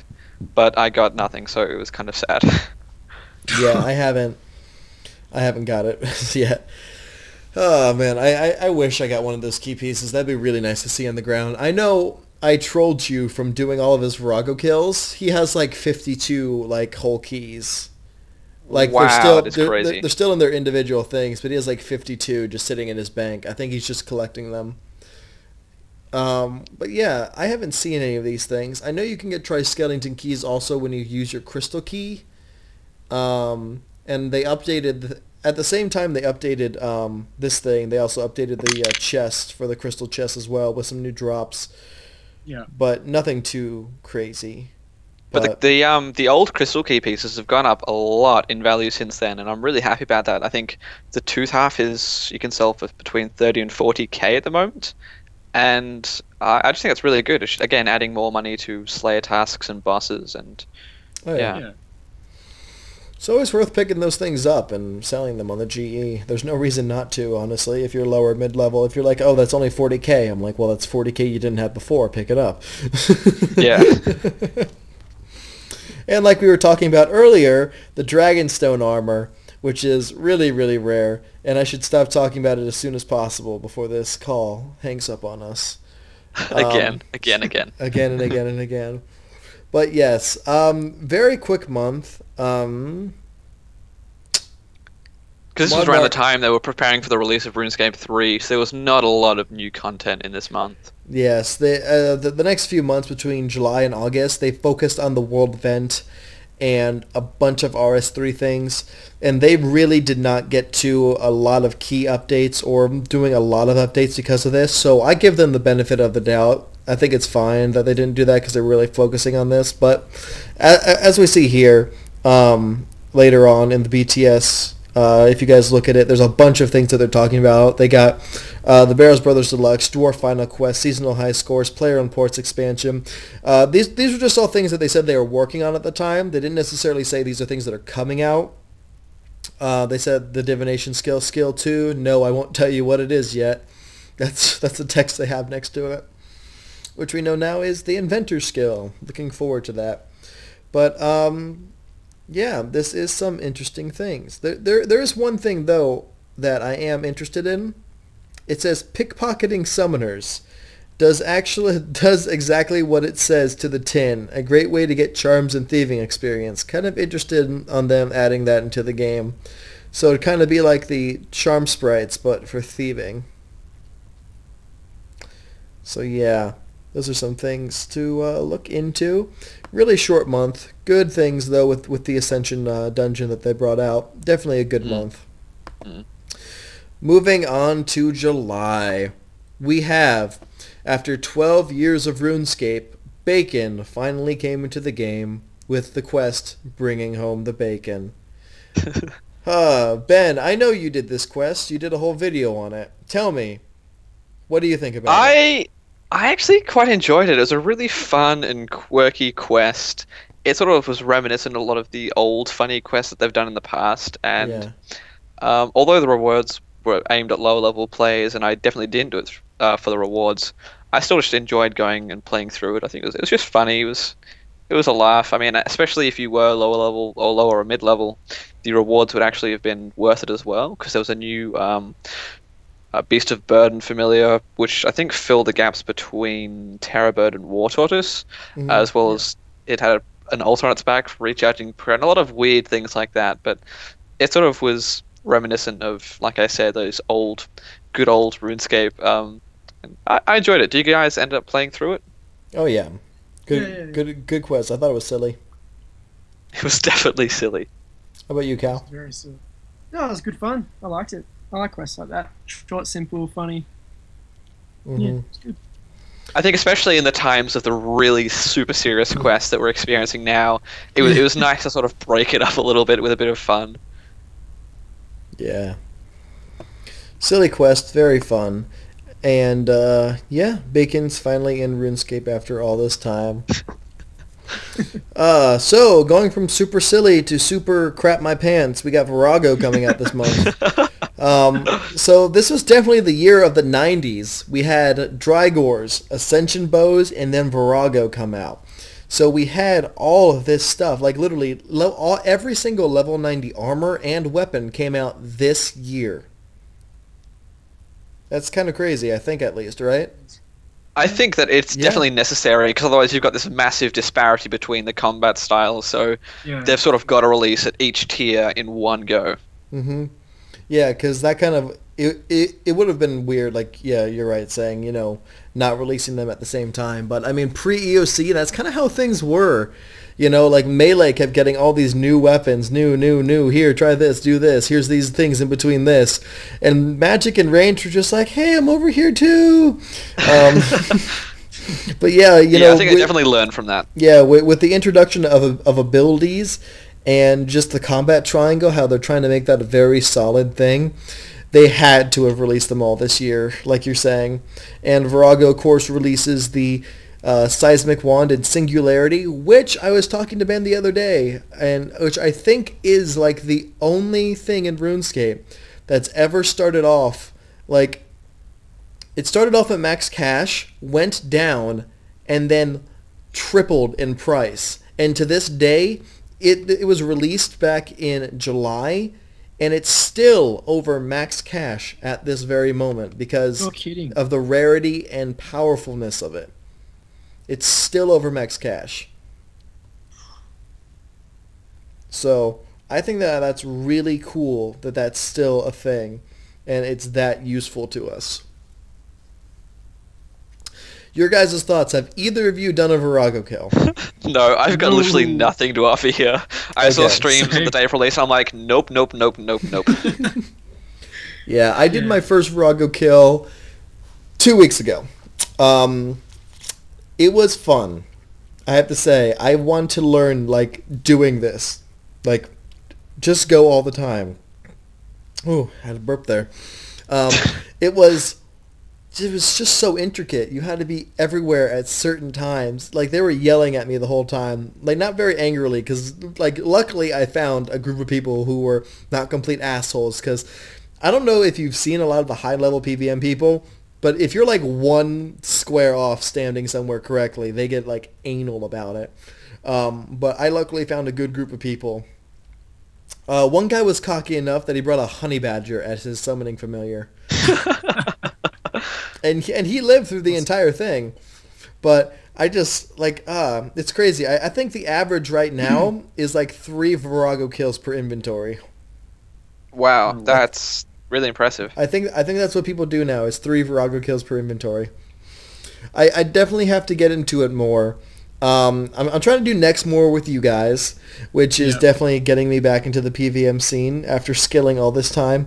But yeah, definitely a really cool boss from everything I've seen. I love the fact that it switches rotation, so it's not a matter of grinding the same thing every time. They recently released a new rotation to Verago, which is pretty cool. I really hope in the future they continue to either add or remove rotations to kind of keep things lively. And that just makes the boss even more and more fun because every week it's just a different thing. And you need to figure out what it is and work with it, and you have to remember. So it keeps it exciting every week, which is really, really cool. And like we said, brought in the new level 90 mage weapons and armor, actually. They brought them both because it drops the wand, singularity, and the dust to make the armor. So that's pretty cool. Yeah. Anything else to add there? They made the announcement for Runefests this month. What'd you say, Ben? Is there anything else that was needed to be added to Verago? I think I might have just cut out there for a second. Sorry. Oh, anything else to Verago? Not really. All right. Like cool. we just said, there was the armor added. There was this. The rotations go around. It's just all around very good boss. Of course, Chris L made it, so of course it's beautiful. Chris L was the person behind Nex as well. So whenever he touches anything, it's just really, really good. The guy is really intricate in making stuff, and I'm really happy anytime he puts out a project. All right. So moving on to the next month, we're going to be going to August with the release of the most exciting skill to the game, Divination. Yes. Oh my gosh. This skill is so slow and so tedious. Somehow, I think a week and a half ago, Drum Gun got 200 mil Divination. Don't know how he did that, considering 3 weeks ago I just got 99. I don't know how someone had the ability to do this. And then it's just, I mean, it's a useful skill. It's pretty good. I like it. The skill in correlation to how the game runs is nice. A lot of people didn't understand the correlation between the World Wakes and Divination and how it was like important to the game. Everyone just thought it was like some stupid skill. And they also didn't look at the usefulness of the skill. There are some pretty cool things that you can make. So yeah, how about you guys? I know you guys have had your share of Divination in some way, shape, and form. What do you think about the skill? I hear people today complaining about how useless it is. Have gotten so much. Oops. Yeah, Is it so? No, the ported? Fuck. Oh yeah, the signs of the porter? Okay, are you? Am I back? Yeah, you cut out just there for a second. Okay, good stuff. I've gotten lots of views from us saying like the signs of the porter and the sign of life, which has saved my ass numerous times since I've made those. And yeah, I think what other signs and portents are there? I totally spaced. Oh, plus the little portable skilling hotspots, which are really good experience in Hunter and woodcutting, and they give you some free resources a day, and I think that's pretty cool. Again, I'm only level 90 now, so oh wow. I haven't gone all the way to the top yet. But I also like the idea that it's a really hard 99 to get, and it's not a lot of capes in the game at the moment. So yeah. What about you guys? What have you thought about that so far? I've loved it. I mean, yeah, like you said, it's another slow skill, which is painful. We all know it's painful. Definitely. It's RuneScape, and it's a very RuneScape-y skill, and I'm glad they stuck to their ways. I love how people earlier in the year were like, Jagex is just making this game too easy, and then the Divination comes out, man, this skill is so slow. I'm like,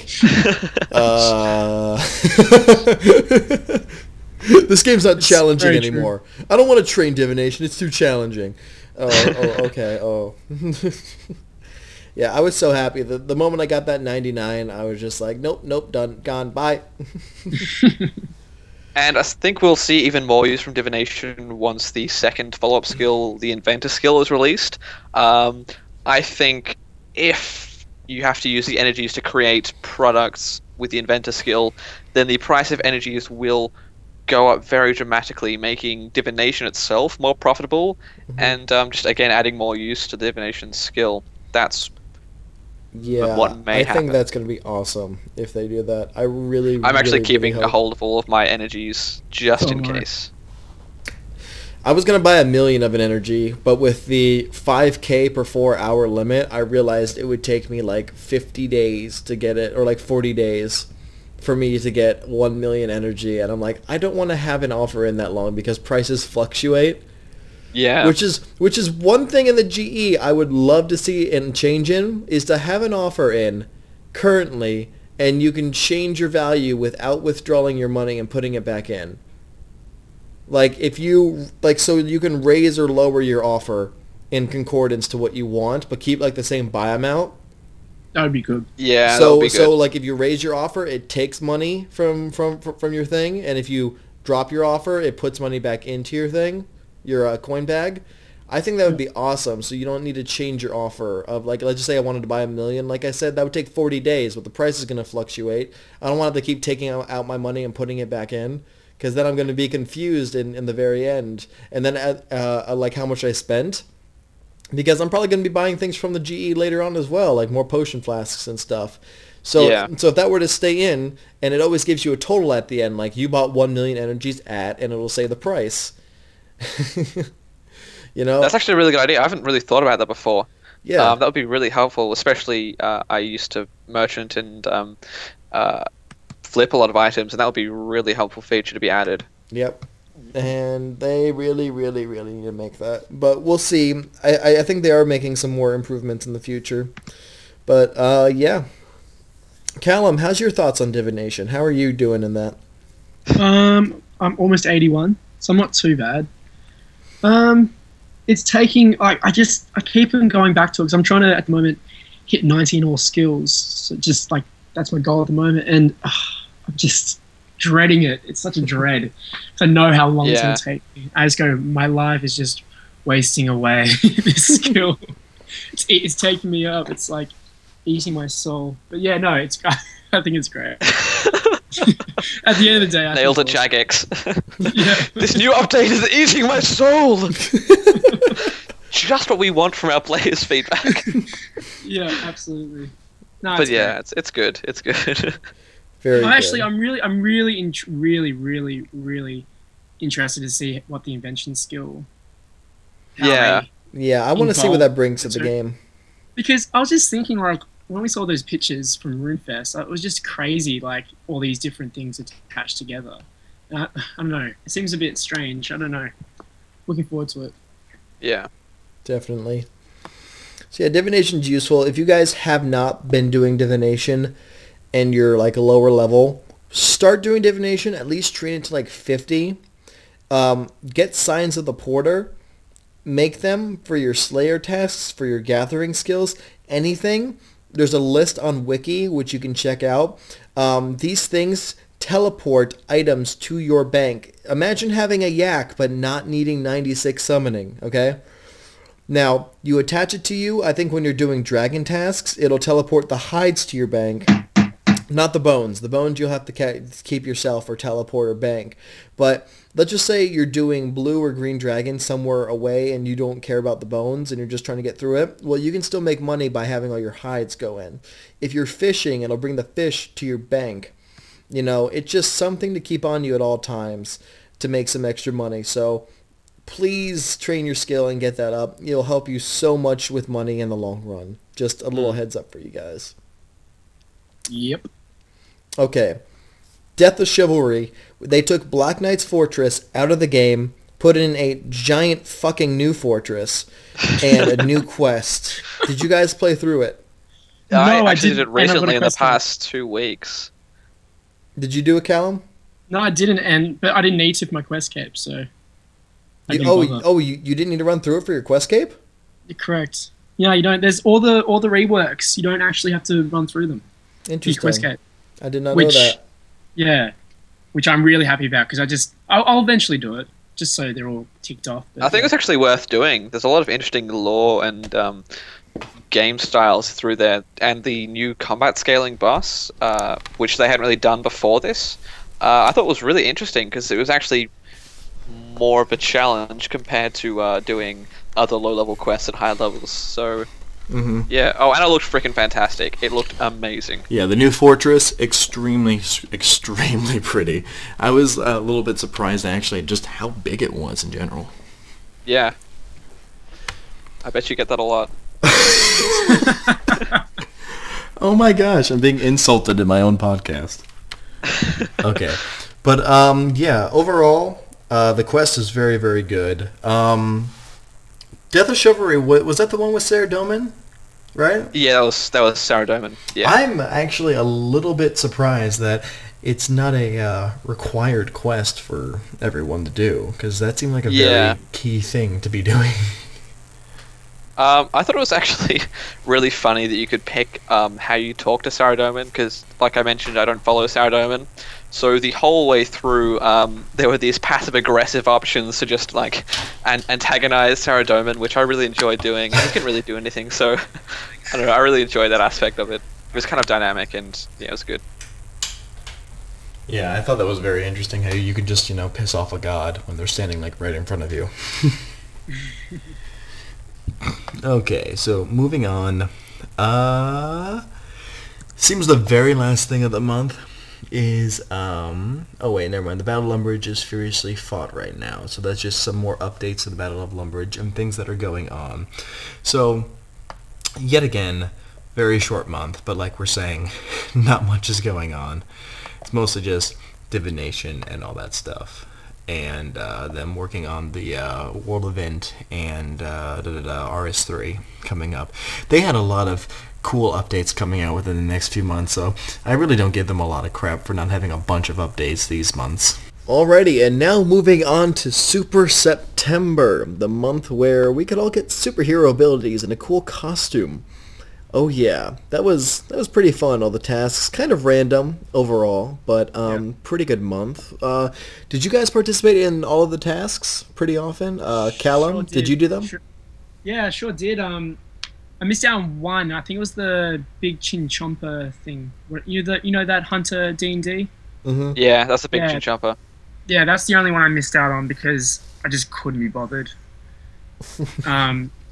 But it was good fun. I'm kind of annoyed that they changed their stance on the golden version because it was a little bit more elite before they changed it, because you had to get you had to become the first 1,000 or something in the, what was it, like the Wilderness Run or the Farmyard Rampage. I thought that was really cool, like trying to be like the top 1,000, whatever it was, and then you get the golden outfit. But then they obviously changed it to if you completed 25 of the days or something like that. So I was disappointed because I was going to go for it. Mm-hmm. How about you, Ben?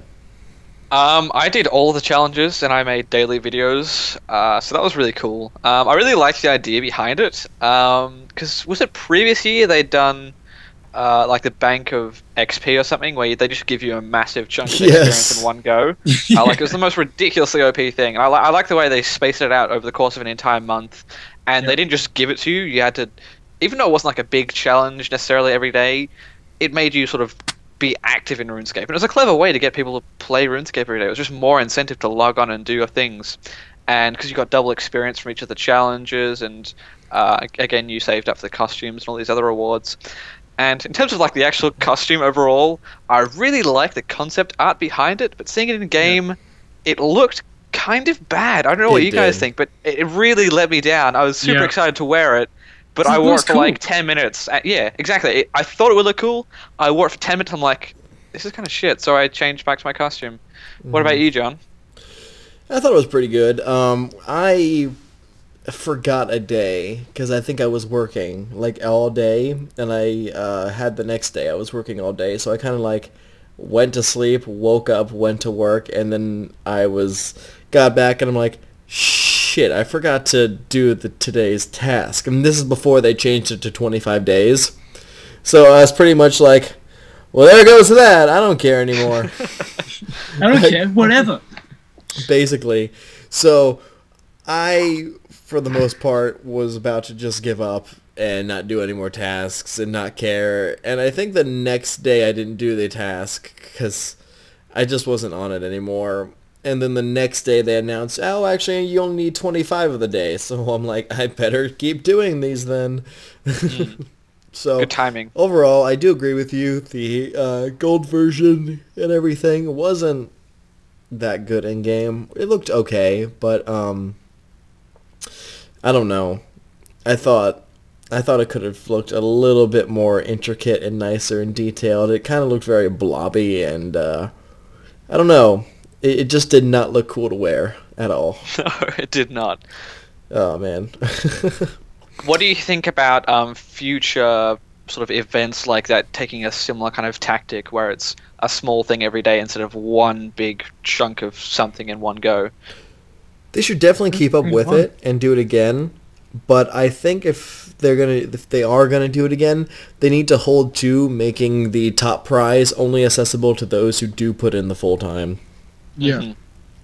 I 'Cause- think if they made it so gold was available to everyone who completed all 30, that would have made it just that little bit more elite as well. Because there are, Yeah. a few. You have to be really dedicated to get all the challenges. No biggie. I'm pretty dedicated, but yeah, I think it was good what they did. It was only Yeah. a cosmetic override, so it wasn't like you were getting some big Exactly. chunk of bonus XP or anything. It was just a golden. oh cosmetic. yeah, definitely not. Yeah. So I don't know. Bit upset about that. Yeah, I enjoyed the bonus experience with Dungeoneering. Even though Dungeoneering was only 1.25 compared to 2 times, it was still nice to get a little extra Dungeoneering definitely. every single day. I made sure my tasks were delve every day so I could get that little chunk of extra experience. Alright, so coming up next we have the Daemonheim Dungeoneering task set, which is the aura. Earlier we had the desert tasks, which was the amulet. This task set, surprisingly, it had a easy, medium, hard, and elite. And I was quite surprised that the elite didn't require any dungeoneering over level 100. I think the highest level was like 95 or something. Actually, I don't think it was even that high for dungeoneering. It wasn't. No. There was a divination requirement higher than anything for dungeoneering, which I thought was kind of weird, being basically a dungeoneering task set. Did you guys explore the task set at all? Yeah, I finished it. Yeah. You finished it, all right. What are your thoughts on having to spend all that money on one of your ring spots just to complete a task? Okay.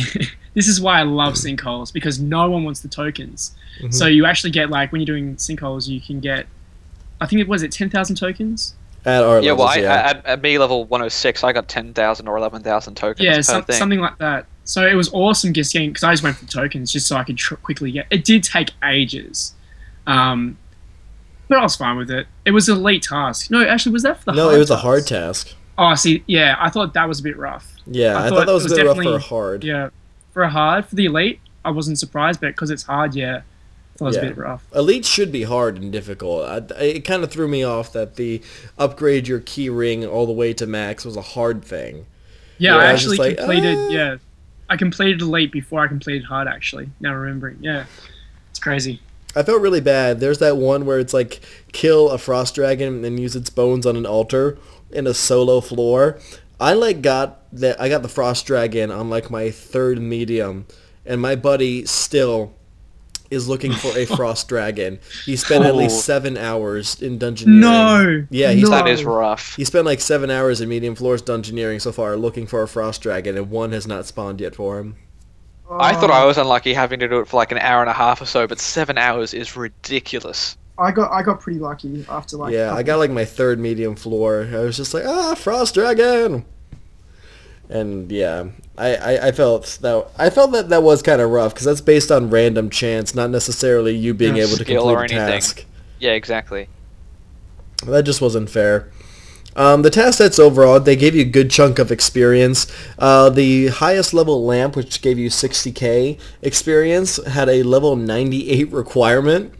I thought that was a bit silly. I thought that was a bit steep. I mean, I assume they're thinking, oh, you're going to throw the experience on dungeoneering because it's a dungeoneering task set. But for the most part, you do tasks that are easy that require different skills to put on your tasks that you don't want to terrain. Exactly. So that level 98 was kind of steep for the most part. I agree. So not really a fan of that. Overall, though, I actually kind of had fun doing these tasks. It gave definitely showed off a different portions of dungeoneering and the uniqueness to it, and all the different kinds of things. Like there were actually, I think, I'm not sure what it was, but there were 2 things I learned about dungeoneering because I did the task set, which I thought was pretty cool. So What about the rewards? The rewards are pretty good actually, like the personal gate stones, because you got an extra gate stone with Yeah. the Aurora 4. So it makes it a lot easier. So I thought that was great. yeah, being able to make an extra one of those. A free death is pretty nice, especially if you're doing serious dungeoneering. You just get that 1 free chance every day to die without any penalty. Yeah. So that's very nice. And also, being able to bind a potion to your characters That is nice. I startup really enjoy is that. probably the best. If you have a team that's serious about dungeoneering and you go all the time, basically just have everyone on your team bind different potions. So when Yep. you come to skill doors that require level 100 something, only one person needs to go over there and they're all ready to go. Yeah. I thought that was really, really cool for them to allow us to buy a potion, because making those potions are a pain in the ass. Yeah, definitely. Agreed. I forget what some of the other things are, but those were definitely some of the more key points to the dungeoneering rewards that I really liked. It's like they also had the built-in Avers accumulator with the aura, and also yeah. Bone Crusher, and it restores prayer for every bone you bury. So it's like a built-in demon horn necklace. Yeah. Have you guys found much use out of those? Not really, because I don't really go around burying bones or anything. But that's the thing, it's like the Bone Crusher, so it automatically restores your prayer whenever you kill something, basically. Huh. That's in the dungeon, yeah. You know, I actually have not noticed. No, So basically, you can actually use your prayers without having to run out at the end of the dungeon. You'll just gain your prayer back naturally by killing these things. So I think that's a really cool thing. that's actually really cool. I did not think. Does it have to be activated for that, or is it a full-time No, it's thing? it's a full-time thing. So long as you've got your Oh, that's aura cool. equipped, you don't need to activate it. It's just permanently there, which I think is really cool. Wow, that's actually really cool. I'll have to try to look for that next time, because I really have not noticed that. Mm. Definitely like that. Yeah, and that's after reward 3. That's not even the hard. That's just medium. I'm fairly. Yeah, you get that after medium. Yeah, I think so. Yeah. Yeah. That's pretty good. Well, I'm fairly sure the prayer restores only after hard or elite, but I need to check okay. that. It's all good. Just giving our thoughts on it, I guess. Yep. Coming up next, we have the Birthright of the Dwarf's quest. I have not, and also the Dwarf rework. I have not done this quest. Have either of you done it? Because might be able to do a better describing it than me. I have not either, so Cal, this one's up to you. Callum, Yeah. here we go. How you doing, It's your guys? time to shine. I'm not very good at explaining things, though, so it might be a problem. The quest was great. I really enjoyed it. The end boss fight. So I can't remember exactly who you had to verse. We had to verse 2 people, which is great information for me. It was challenging. It was actually a challenging boss fight in a quest, so that was good. I died, I think, maybe 5 times before I actually got the hang of it. Mm-hmm. But overall, it was good. I actually haven't benefited from the rewards yet, because I know you can get that pickaxe that's also smiths your ores for you at random. Oh, yeah. But that's because you need to do the lava flow mine to get that. But that's pretty cool. I'm yet to get that reward, but it was a good quest. Definitely cool. It's something I'm definitely gonna have to check out soon. I'm trying to get my livid farm done, and then I'm going to be doing all my quests so I can get all task sets done. So I'm looking forward to getting that. I'm trying to get all my what? Sorry, I was about to say, out of curiosity, have you been to the Chaos Giants at all since you completed the quest? No, I haven't. Okay. Probably should go do that. I mean, I think they're pretty bad, as it turns out, because all they drop, the best thing they drop Money-wise, is like yeah. little throwing axes, and they're pretty dodgy. But I think Oh, they it was- might be good experience. I'm not entirely sure. It is pretty good experience. I think a friend said it was great experience. A friend or a friend the video maker? A friend, the video maker. Okay. One thing though, I must say, because I think they released 3 different dragon items. Mm-hmm. It was the dragon staff. What else was there? The warhammer. Axe and halberd, I think. No, the Halberd's war, been in the game. yeah, and the warhammers, I think. Yeah, warhammer.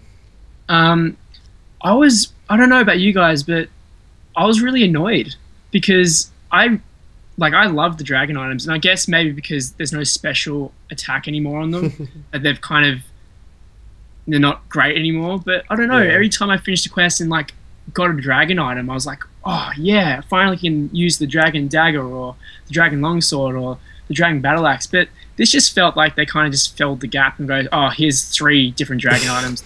Here you go. You've been wanting them forever. Here you go. Just have them. I think the lack of special attack definitely degrades the value of which we used to see dragon as.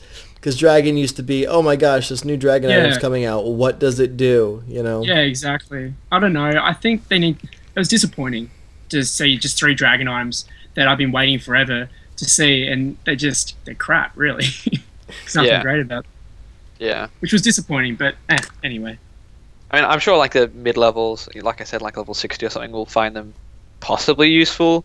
I mean, I don't believe they were crushing style before, but yeah, they're not that good at all for high-level players. Yeah. Especially, I'm assuming the people that have actually completed the quest are going to be pretty high level to be able to defeat that. Especially if the boss is that challenging. Oh, yeah, exactly. So the weapons, because I remember some of the dragon items you couldn't use until you finished the quest. So, but this one obviously, do you have to finish the quest to use these items? I don't believe so. But yeah, don't take the word for it. Yeah. Anyway, yeah. So it's pretty good. And also the dwarves all got a graphical rework. Have you guys been around the city just to see like what all they look like? I think they look really cool now. I know. I like them. They is it Thurgo with the smithing cape? Yes. He no longer looks like a potato. I love that fact. He used to have the scariest face in RuneScape. It was so scary. It was why? His poor soul. Have you noticed that one dwarf that's been neglected hard? Which one? Which one? He's in the living rock caverns. He's the guy that he paddles a little pulley lift. And so not only has he been left back, but he's also broken. Like his model is just totally messed up. So they did something wrong there, and he is broken, and he needs some love. He's just like in a kill me kind of stage. I gotta go check this out soon then. Yeah. Oh, that's great. Okay. So moving on in this month, we got 2 things left. We got combat timers, small update, but really, really helpful. A little timer that shows things such as your Dragonfire Potion, your overloads, your renewals, just seeing how much time is left in a movable little interface. I use that a lot. Do you guys enjoy that update? I found that very useful. Love it. 10 points of Jagex. Yeah, I love those simple little updates that really make an impact on the game and really help. Just about to say the same thing. So small, but so awesome. Yeah. Which reminds me, they actually they refer to them as the Ninja Team in the latest patch notes. They did, and I was happy. And then a few like changes like that. I'm just like, that's really cool. I thought that was pretty awesome. Yeah. They make some great updates. Honestly, some of the best updates comes from the Ninja Team. Yeah. Yeah. All right. Then. And finally this month, the conclusion of the Battle of Lumbridge, the battle between Zamrock and Saradomin. It ended Saradomin kicking Zamrock's butt. I thought Zamrock might have made a comeback because towards the end his little bar was starting to slowly push back, but it was not enough. Yeah, definitely not enough time and not enough effort. So he fell in the end, but he got away. We all were pumped up for this big old laser beam Dragon Ball Z style thing going on. Frieza vs. Goku. I mean, it was basically the same as Dragon Ball Z. It took 10 weeks for something to finish. Burn! Brilliant. So, I mean, what were your guys' thoughts on how it ended and just the whole thing in general? How did you like the Battle of Lumbridge? Callum, do you want to go first? Yeah, sure. First, the introduction, like, when it first started, I thought, oh, this is great, this is awesome, and I love the event. But after a couple of days, I kind of got bored of it, and it really didn't intrigue me. The rewards are pretty bad, and I was like, oh, I just couldn't be bothered towards the end. I don't know, I just gave up. And we kind of all knew that Zami was going to be defeated in the first couple of weeks of it, so I don't know. How about you, Ben? I thought it was pretty good. They had some nice cutscenes and they made some nice hype about it, but at the end Yeah, of the day, it really wasn't that engaging. I didn't really feel like me mining these tiers was helping them at all. Yeah. Um, yeah. so I think the rewards were alright. I mean, the hybrid armor is pretty good. It's helpful if you're going TDs, possibly Slayer tasks if you feel like you're going to be huffing about tasks and don't want to bank. And the experience reward lamps, they were pretty good as well again, but it wasn't that really worth it. Unless, actually, sorry, took I changed my ages. mind. When they buffed the experience you got from actually harvesting the tiers, before you got like, Yes. was it 1 XP drops? And That's then what put actually me made off. it a, Yeah, a valuable thing, yeah. So it yeah. was That's decent what. experience from harvesting, and then you got the experience laps on top of that, which actually ended up making it pretty worth it, in my opinion. But I couldn't do that for hours and hours a day. It just Yeah, didn't seem worth it. And I think they've fixed that well in this other event, which we will talk about yeah. later. John, your Yes. opinions? The Battle of Lumberds was pretty good. I was a little bit disappointed in the final cutscene. It was like Sarah Doman powers up, strikes down Zammy, comes around, oh, Zammy's carried away. I was like, so I waited 10 weeks for someone to make an escape. Now, I didn't need... It did feel very anticlimactic. I Yeah. didn't feel Zamrock should have died because he is like one of the main bosses. Like, I don't think Zamrock or Sarah Doman can ever just die. No, yeah. But I felt like something more should have happened from it. Like, I felt like not much came from the effort that we put into it. From waiting 10 weeks, it just kind of ended, you know? Like, Yeah, it was very long. oh, here, this person won, and the end. So, I just felt like I felt let down, basically. Yeah. Overall, Yeah, it I was know what you fun. I didn't work for the armors at all. One thing that I didn't know, I mean, I was already 99 mining, but I didn't have to do this, so I didn't really check it out. But you could, like, mine metal fragments, like, directly go after, like, a metal fragments thing, and it was, like, 200k an hour or something like that for mining What? experience. Yeah. Yeah, that was only the I didn't know last that. few days of Yeah, the that was, like, the event last, like, when people 3-4 were trying to days or race to get something.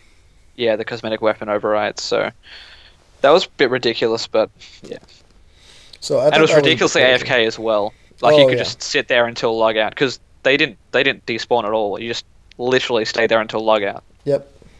So that was pretty crazy. So I didn't check that out because, like I said, I was 99 mining and I was doing other things. But yeah, so that pretty much sums up September for the most part. Of course, Solomon and Squeal updates for that month, but we do not go over that. So we are moving on to the month of October, and I need to plug in my laptop. Looks like it's about to die here in a second. Ah, there we go. Alrighty, so in October, after all of the destruction, we have the Lumbridge Rebuild-a-thon. As the very first update, basically, Samrock and Zammy made a big mess, and being the all-powerful mighty gods they are, decided to let us clean it up and do nothing about it. So I was quite sad about that. I'm like, oh, Sarah Doman, if you're so about the people and loving, why didn't you help us clean up? Pick it up. Pick up your poop, Sammer. Oh, God. Pick up your poop. Oh my gosh. You made this mess. Stick Zamrock's face in it. But yeah, so we had the Lumbridge Rebuild-a-thon. Basically, every day being able to get a little bit of bonus experience. It was really quick. We kind of decided how the town was being rebuilt. This happened during Runefest as well, and I think there was some sort of statue being built in his honor, basically. In his honor, there's some statue being built. I haven't checked it out, but I know during Runefest they made like an event of it for people to like to be joining and playing. So it was pretty interesting. Like again, not that much happened as far as things to do. What'd you guys think about the Rebuild-a-thon? Not my favorite update. I think Yeah. it was similar to like the Easter event. They sort of didn't put a lot of development time into it, which again is fine. They're working on bigger, better things, and I know a lot of the team, was a lot heavily involved in RuneVest. But you got some free experience, and it was relevant, so I can't really complain too much. Karen? Yeah, Ben pretty much sums it up. Yeah, pretty easy. Just free experience every day. Got to throw that on Divination during that time, so that was helpful. Yeah. Didn't have to do divination. So the first like few days, it was ungodly fast, and then slowly but surely later on, it got a little harder and harder, which was nice. But still, I didn't really feel like I was doing much. Yeah. Alrighty. Moving on, we got Elder and Crystal Trees that came into the game. Some higher level skilling. We got the Elder Trees, which is level 95 woodcutting, and we got the Crystal Trees at level 94. These Elder Trees are capable of making, let's see here, new Elder Short Bowls and Shield Bowls, which are level 60 and 65.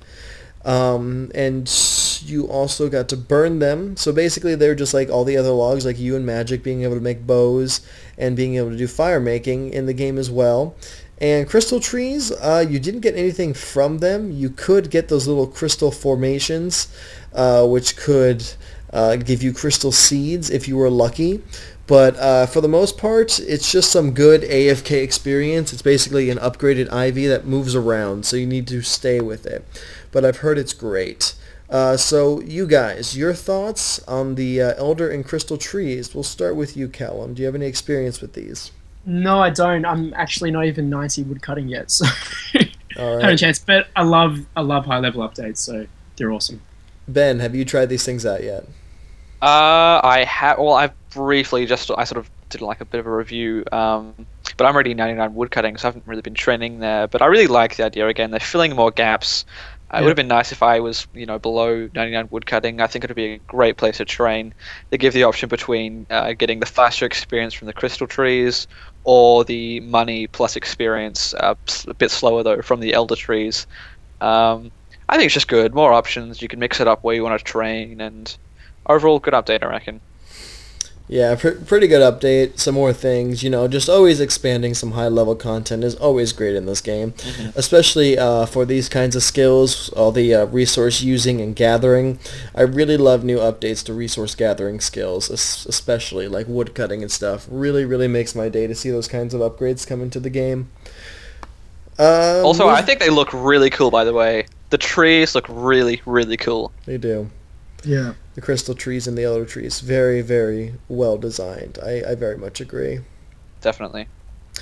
Alright, so moving on, the ceramic armor came into the game. A level 90 ranged weapon power armor to go along with the tectonic, basically. And it's very, very blue, and just like the tectonic where you kind of had ashes, this one instead was scales, and after acquiring a certain amount, you can make this degradable armor. Personally, I don't think I've seen anyone with it, but at the same time, I think it's really high level, and all the people that are high level usually have cosmetic overrides, so that's probably why I'm not seeing it directly in-game. I'm pretty sure it's used to some extent, but I haven't seen it used a lot. I do enjoy the scales being added, like you said earlier, some more things added to Slayer to make it a little bit more valuable. They did increase the drop rate recently, though, which kind of made it less valuable, but still worth the pickup. Your guys' thoughts on ceramic? I'll go with Ben because I know we've talked about this, and he's probably had a little bit of experience gathering them and all stuff too. I thought it was really good. Again, they filled the gap because they already had the mage armor out, the level 90 degradable power mage, which was tectonic. Am I right? Yep. Good. And yeah, like you mentioned, is again adding more value to Slayer. They were more valuable when they first came out.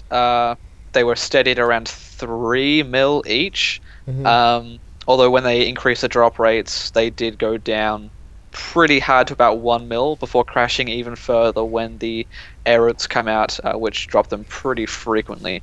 But again, like you said, worth the pickup, increasing the money from Slayer just that little bit more, and I think it looks really cool. So yeah, it does needs to be good. done. They did a good job of it. Callum, any thoughts? Not really. It's always good to get a little bit more extra money from Slayer. That's about it. Alrighty. We got Missing Presumed Death. Probably, like Wild Gothic or The World Wakes, probably one of my favorite quests that I've done. This really got me in depth with the gods. We really got to see the personable sides of every gods. The Bando. We got to see our first look at Bandos and Armadale as well. And Brassica Prime. And Brassica Prime as well, which was very nice to see. And we really got to know them one-on-one. Everyone who loved Sarah Doman in the past played this quest and realized he's all about good, but he's really being a dick about it, which I really loved, and probably turned some Sarah Doman people away from following him, seeing his true nature, because he really was a dick. I loved the introduction of Sliske. Well, not the introduction, but just how Sliske came off. He kind of came off like the Joker to me, in a way, you know? Just like really, Yeah, I know what you mean. really evil, twisted, was really happy about it. Kind of like knows he has this scheme. Even his plot, I have the Stone of Jazz, and I'm going to play a game with you guys. Whoever kills each other, last one standing gets to have it. You know? Just be like, offer everyone the Stone of Jazz and they'll lose their minds. You know? Just, oh man. Just really cool quest. I'm not sure if you guys noticed. I'm pretty sure you probably did. But in the beginning of the quest, it wasn't there. But as the quest went on, a essence of Zeros was actually present in the room. Did you guys see that? I did see that. I did notice that. Yeah. So was it an examinable kind of thing, or was it just? I don't think it was. I think if you examined it, it said like, "What is this?" Okay. I didn't notice that. It didn't go up, but there's a Zero spot, and it was there. It was purple. It just didn't say anything about it.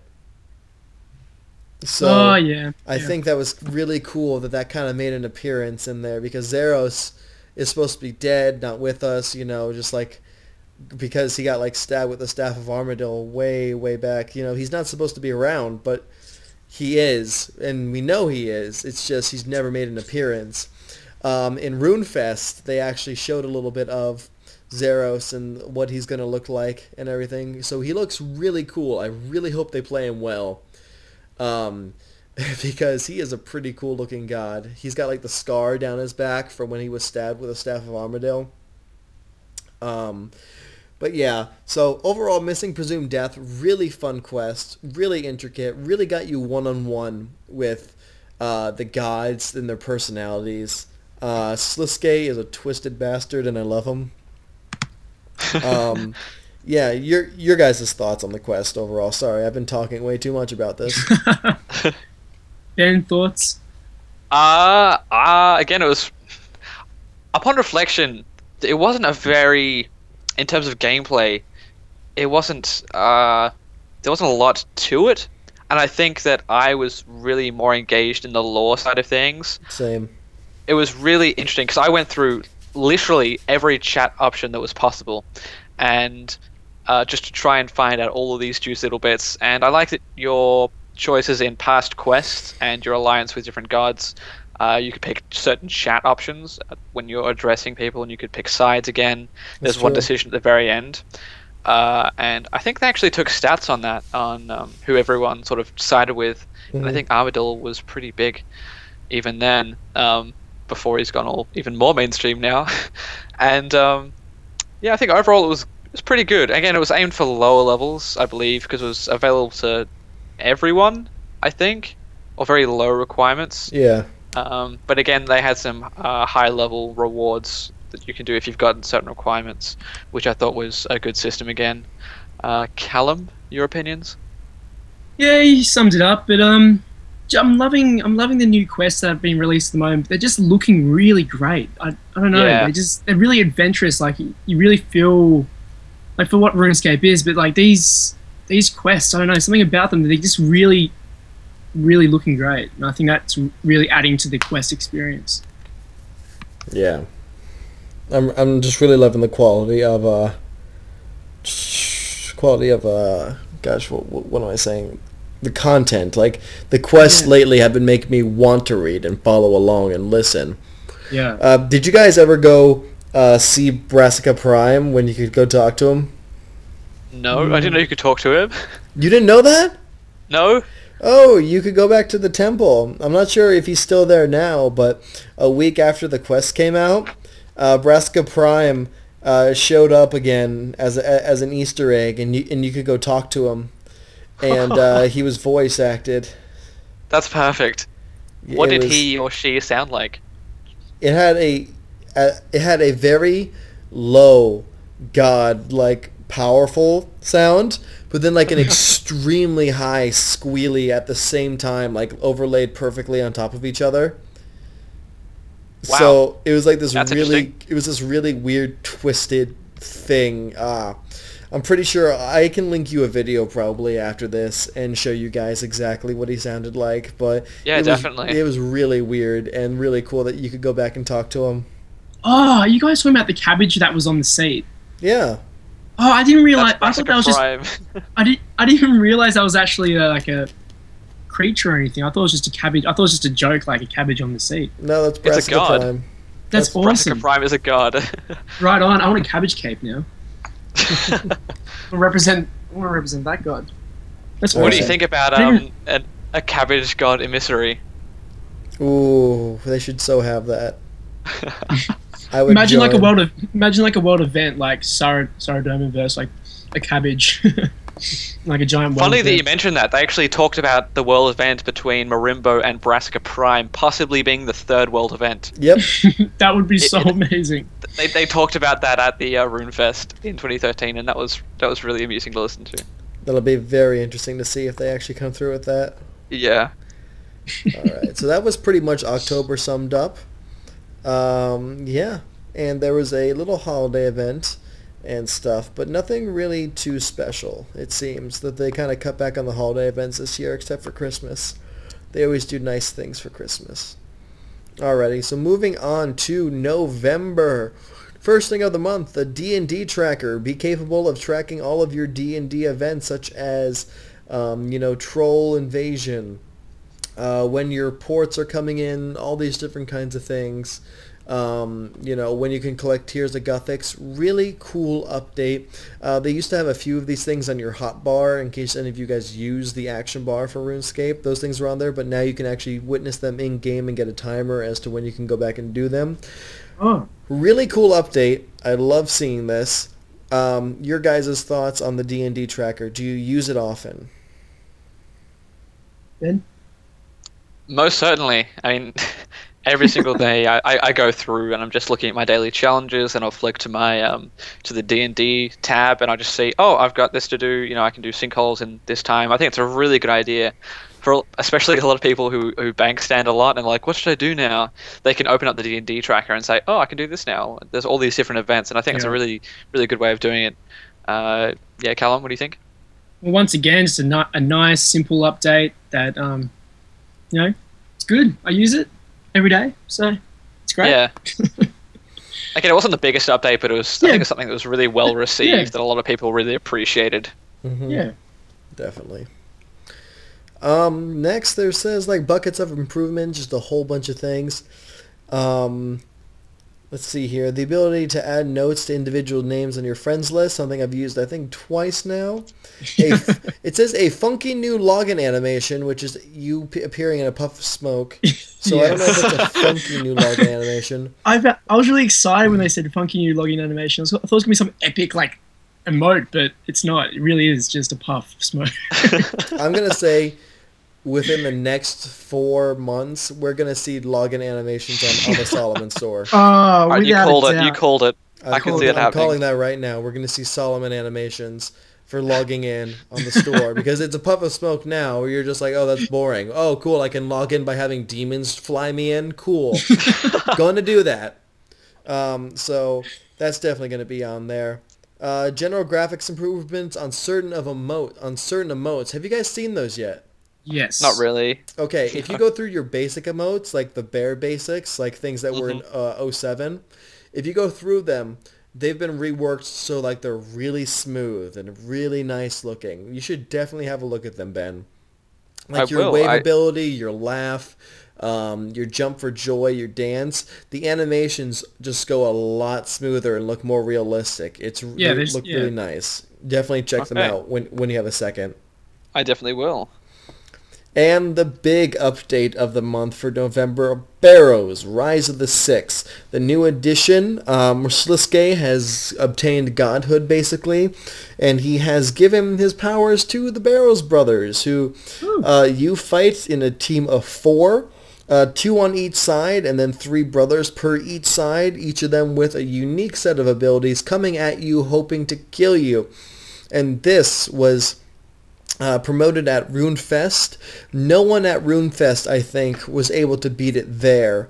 I think there might have been one team, but I think for the majority, no one was able to beat it.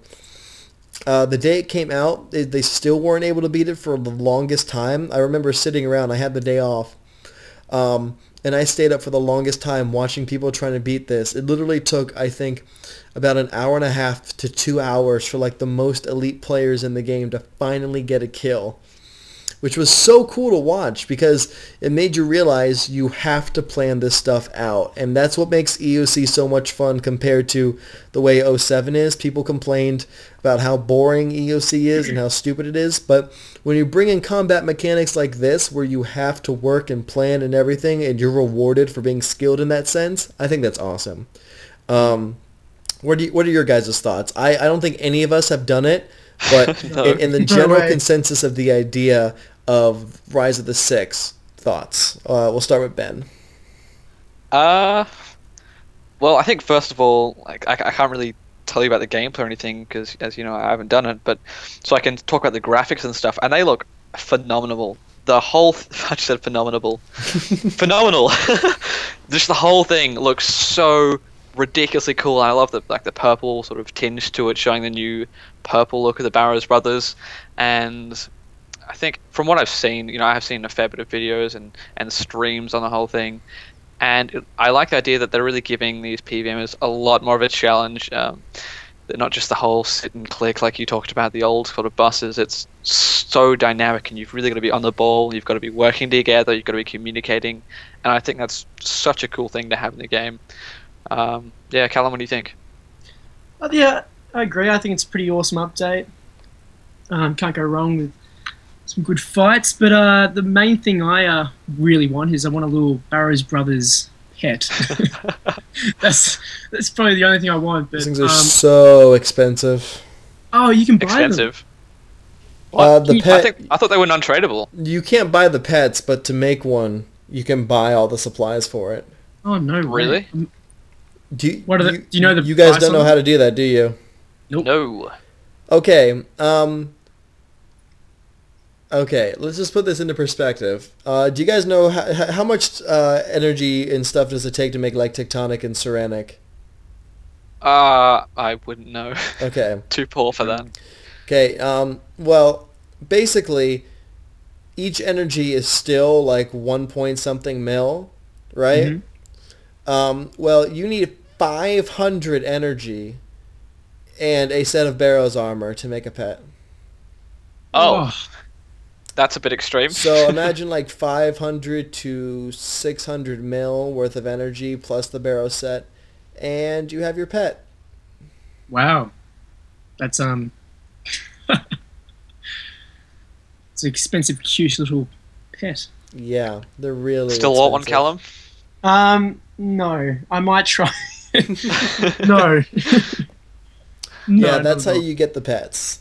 So basically, it's like worth like, I forget how much it costs to make an entire set, but it's like 5 sets of, it's like 8 sets of armor or something like that, equal 1 pet.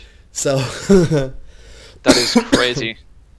So yeah, some people, ooh, sorry, some people had the pets within the first week of it coming out. So that means the energies were between 3 and 5 mil, and they got 500 of them. No, nope. Yeah. That's ridiculous. So that's pretty much what happened. But yeah, Rise of the Six, they introduced new shields into the game. Pretty awesome. New level 90 shields, right? Or what are they? Yeah, it's level 90. Level 90 shields, yeah. Pretty awesome that we have a new level shield, because I like them having focus on that. Little disappointed, nothing special about them. Yep. They're just level 90 shields. And the thing with shields is unless, I mean, you can having a better shield has its advantages, yes. But if I were to go to a boss, like let's just say Nex, if I brought a Farseer Kite Shield from Dungeoneering and a Mithril Kite Shield, there wouldn't be a huge difference because mostly the shield you pop on for the abilities. Now, granted, with the Farseer, I'm going to be taking less damage with it and everything, but it wouldn't be so significant to the point where it would be unbearable because I'd probably be wearing my Sea Singers and stuff anyway. Like, I've seen people who go to the Caphite King as the Voker, and they bring a wooden shield because they can. Not because, you know, if they can bring a more powerful shield, take a little bit less damage, but the thing is, they know it doesn't make a huge difference. They bring a wooden shield because they can. So it upsets me that they brought these new level 90 shields into the game that don't bring anything to the game. So something needs to be done then about the way shields work in the game then? Shields have their advantage, yes, but like I said, I'm trying to get at is it's not so much to the advantage of putting on a shield than you know, I'd rather just have dual wielding at this point, you know? Yeah. So, I mean, like I said, for the very elite, go ahead and buy it because you know what you're doing over a course of time. Like, if you want to do multiple Verago kills, you're probably going to want to have the best shield to reduce all damage overall. But, like, with us, where we're going to be going after next as, like, a trio, like, I could go there, like I said, with, like, a Mithril Kite Shield, and I could tank for you guys.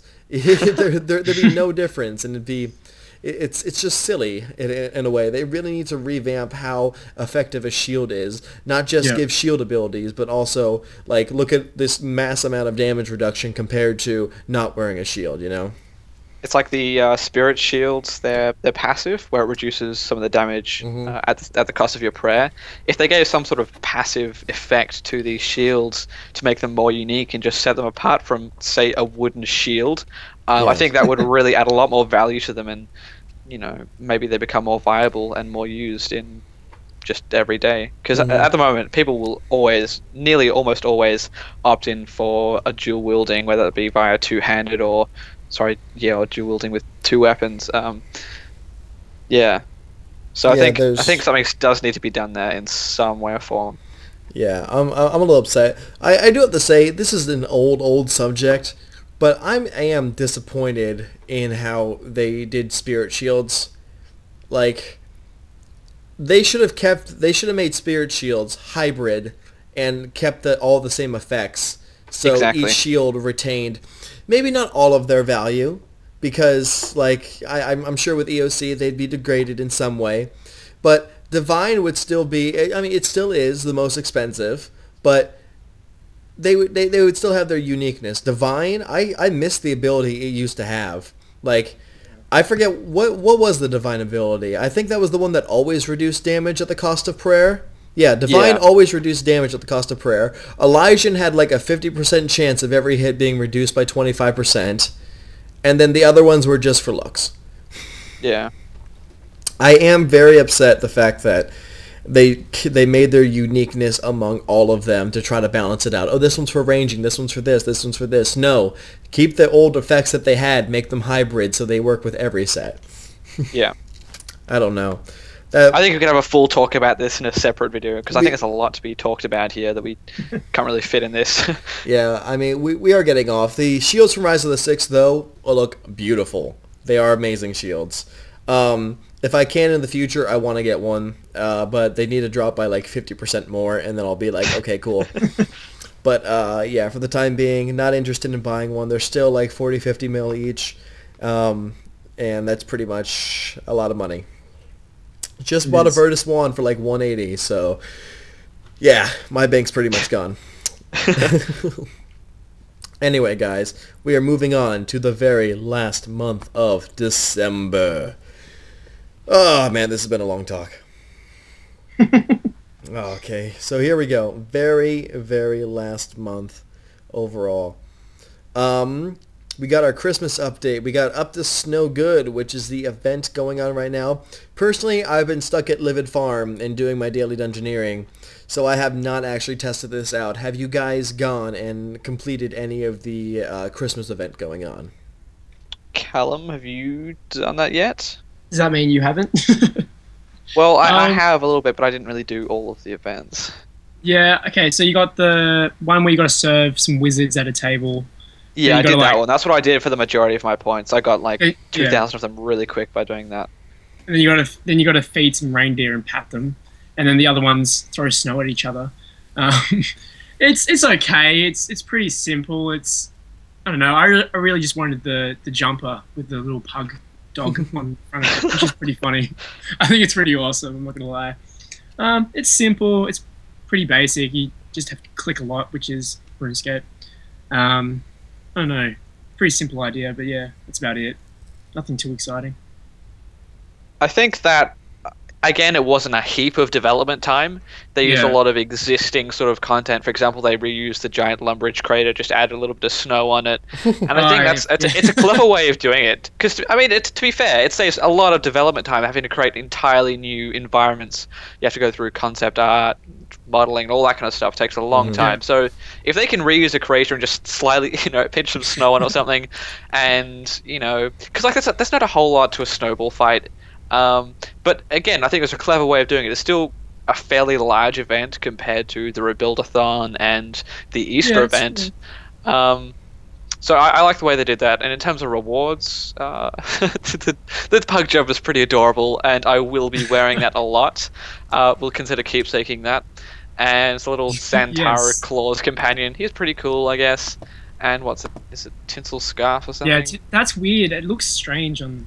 I don't know. They've done that graphically, differently. They haven't modeled that with a 3D. It's just like it's like the particle effects, but they're static. Yeah. So it looks really soft and fluffy like tinsel, which I don't know. It's a different way of doing it. And I think it looks pretty good, I guess. John, your thoughts on the event? I haven't done it. Oh, yeah. Okay. So, Okay. not that good at helping you there, I'm sorry. And okay, Cal, what do you think of the story behind it? Obviously, it's not big and deep, but did you like that at all? I did. I mean, I always like how they bring Santa Claus into it, and it's once again that good versus evil thing. But I would have liked it if because you have good points and then you have evil points, whatever it is, good and bad. Yeah, And naughty and nice. Naughty and nice points. And I would have liked it if the rewards were different to the nice, to you got something different from it. But I don't know. It was alright. Yeah, that'd be cool. Like if you got like a black scarf or a black tinsel scarf or black Santa hat. Dun dun dun. or like More on that later. A black turtle jumper, Christmas jumper. Yeah. Or something. Yeah, it didn't really make sense. Because You got the same rewards of being naughty and nice, and Yeah, it's I'm not actually sure because I think everybody went with nice pretty much because everyone's in the Christmas spirit. They want to be, hey, I want to save Christmas. Don't want to be a Grinch and stuff. I'm not sure if Santa stays in his cage if you go with the naughty side or what goes on there. But yeah. Also, probably my favorite thing about that event was when Santa Claus, a demon, unlocks a cage and he just rolls out of the cage like a bowling ball. I thought that was pretty comical. Anyway, that's enough about my opinions on Bowling Ball Santa. Anything else to add? I think we're pretty good. I don't really have much to add on it because I have yet to even tinker with it. It's a groundbreaking update. It is. a lot of controversy. Game has been broken. A lot of p-hats came into the game. No craziness. Actually, yeah. Anyway, we'll speak about that later. Actually, when it comes up. All right, so we got the Festivore came back this year through all of December. Activate that for 30 minutes. You get 50% bonus experience for a max of 50k experience for the day. Really helpful. It's really nice for me doing dungeoneering. I do like 4 floors. I do like 2 floors. And I get the 50k bonus experience. Really helpful every day, just to get that little extra bit. Have you guys been making use of your Festivore every day, Callum? Sure have. Loving that extra divination XPs. Yeah, it's good. same. It's simple, and it's not over. It's not too much XP. It's half an hour. You get 50k from it. I think it's good. It's not too much. It's perfect. What do you reckon, Ben? Yeah, again, it's not a big thing. It's just a nice little thing that sort of adds to the festive cheer. You know, you wear the snowy wings, and I mean, if you use it every single day throughout December, you get about 8 hours in terms of time saved. So that's always good. It's like literally a full working day of escaping. If you just use that simple thing for half an hour a day. So I like that. Yeah, it's not a big thing. I think that's about it. So that's good. Glad we're all using that and making use. Make sure to pick that up if you guys don't have that. But by the time this BTS comes out, I assume you're very well aware, and it almost will be too late to even do that. So we got the 15 days of Christmas this month, where we have... Heyo. So we have things going on from the 20th of December to the 3rd of January. We're all getting festive crackers, and we have a chance of getting the rare and mysterious Black Santa hat, which, weirdly enough, the Black Santa hat is smaller than the White Santa hat, so that's a little unusual, a little racist, I think. There's a White Santa hat? Well, the white and red one. Right. Secret, mega uber secret White Santa hat. But yeah, I thought that was interesting update for them to bring another untradeable rare or another tradable rare into the game. Back when a long time ago they said they're not. What makes this even more interesting is every other tradable rare they've had is on the squeal. This one is specifically in game only. And I love it. You need to have odds, which is good. It's a lot nicer, so people who have like IRL money don't have a better chance at getting it. But at the same time, they're still adding some stuff. Your guys' thoughts, Callum? You seem to have a few words. Yes, I do. I have lots of words about this one. Because originally I thought I was really glad that you didn't get through spins or anything. But I also thought they might have, like, to get an advantage, you might have got an extra thing from the Squeal of Fortune to take advantage of the Black Santa hat. I think it's okay. I think it's annoying because I actually do own a red Santa hat, so it doesn't devalue it at all because it is very different because it is black and it goes towards the back and it's the little thing. What's it called? A little pom-pom at the back. So it's all right. It's a bit of fun. It's extremely expensive at the moment, but I'm sure it will, in time, will go down. But I was reading the RS Wiki about it because I was really excited because I was going to grind it and I was just going to get so many crackers and I was really excited for it, but then I realized how extremely hard it was to actually come by one of them. But I was reading the RS Wiki and it had a list of all the things you could wear, but I was really tired. I woke up in the morning and I freaked out because I saw these lists and it said party hats and Santa hats, and I thought this was a list of stuff it contained. Yes, me too. I was like, oh no, Jagex, what have you done? Oh no, you can't. Like, are you serious? And I was like, this don't. For a good 5 minutes, I was like researching. I was like, is this 07? Like, is this a joke? Like, I was like, oh no. Callum, like, sell Santa hat. Callum, I thought the exact same thing when I saw that list. I thought it was like, this is a list of items you can get from it. And I'm like, I saw like bobble hat this, and then I saw like white party hat, blue party. I'm like, no. Yes. And like, even the untradeable items you got from like 2006 and 7 and stuff. I was like, oh my God, I can't believe they're doing this. But thank goodness they are. I know. Thank God I lied to myself. Ben, how about you? Thoughts on the Black Santa hat being introduced into the game? I praise Jagex for not doing another fish mask or what's the Christmas tree hat. They were both so ugly, and I implore you to not make anything like that again. So dumb. Yeah, they may be super rare, but they're so ugly that no one wants them. So that's pretty bad. And in terms of like the actual cracker thing, I think it's a good way they did it. You know, everyone can get a guaranteed 2 crackers a day by doing a daily challenge, as well as the Bird and the Beast event. Plus, you can get involved by visiting the party room it depends what time you are, of course, but for me it's 1 o'clock. And I also like the way that they've given you a better chance to get. Is it the crackers or the black hat? But either way, you get a better chance of getting the crackers if you're wearing the festive outfits from. Oh wait, no. You increase your odds with the black hat. Sorry.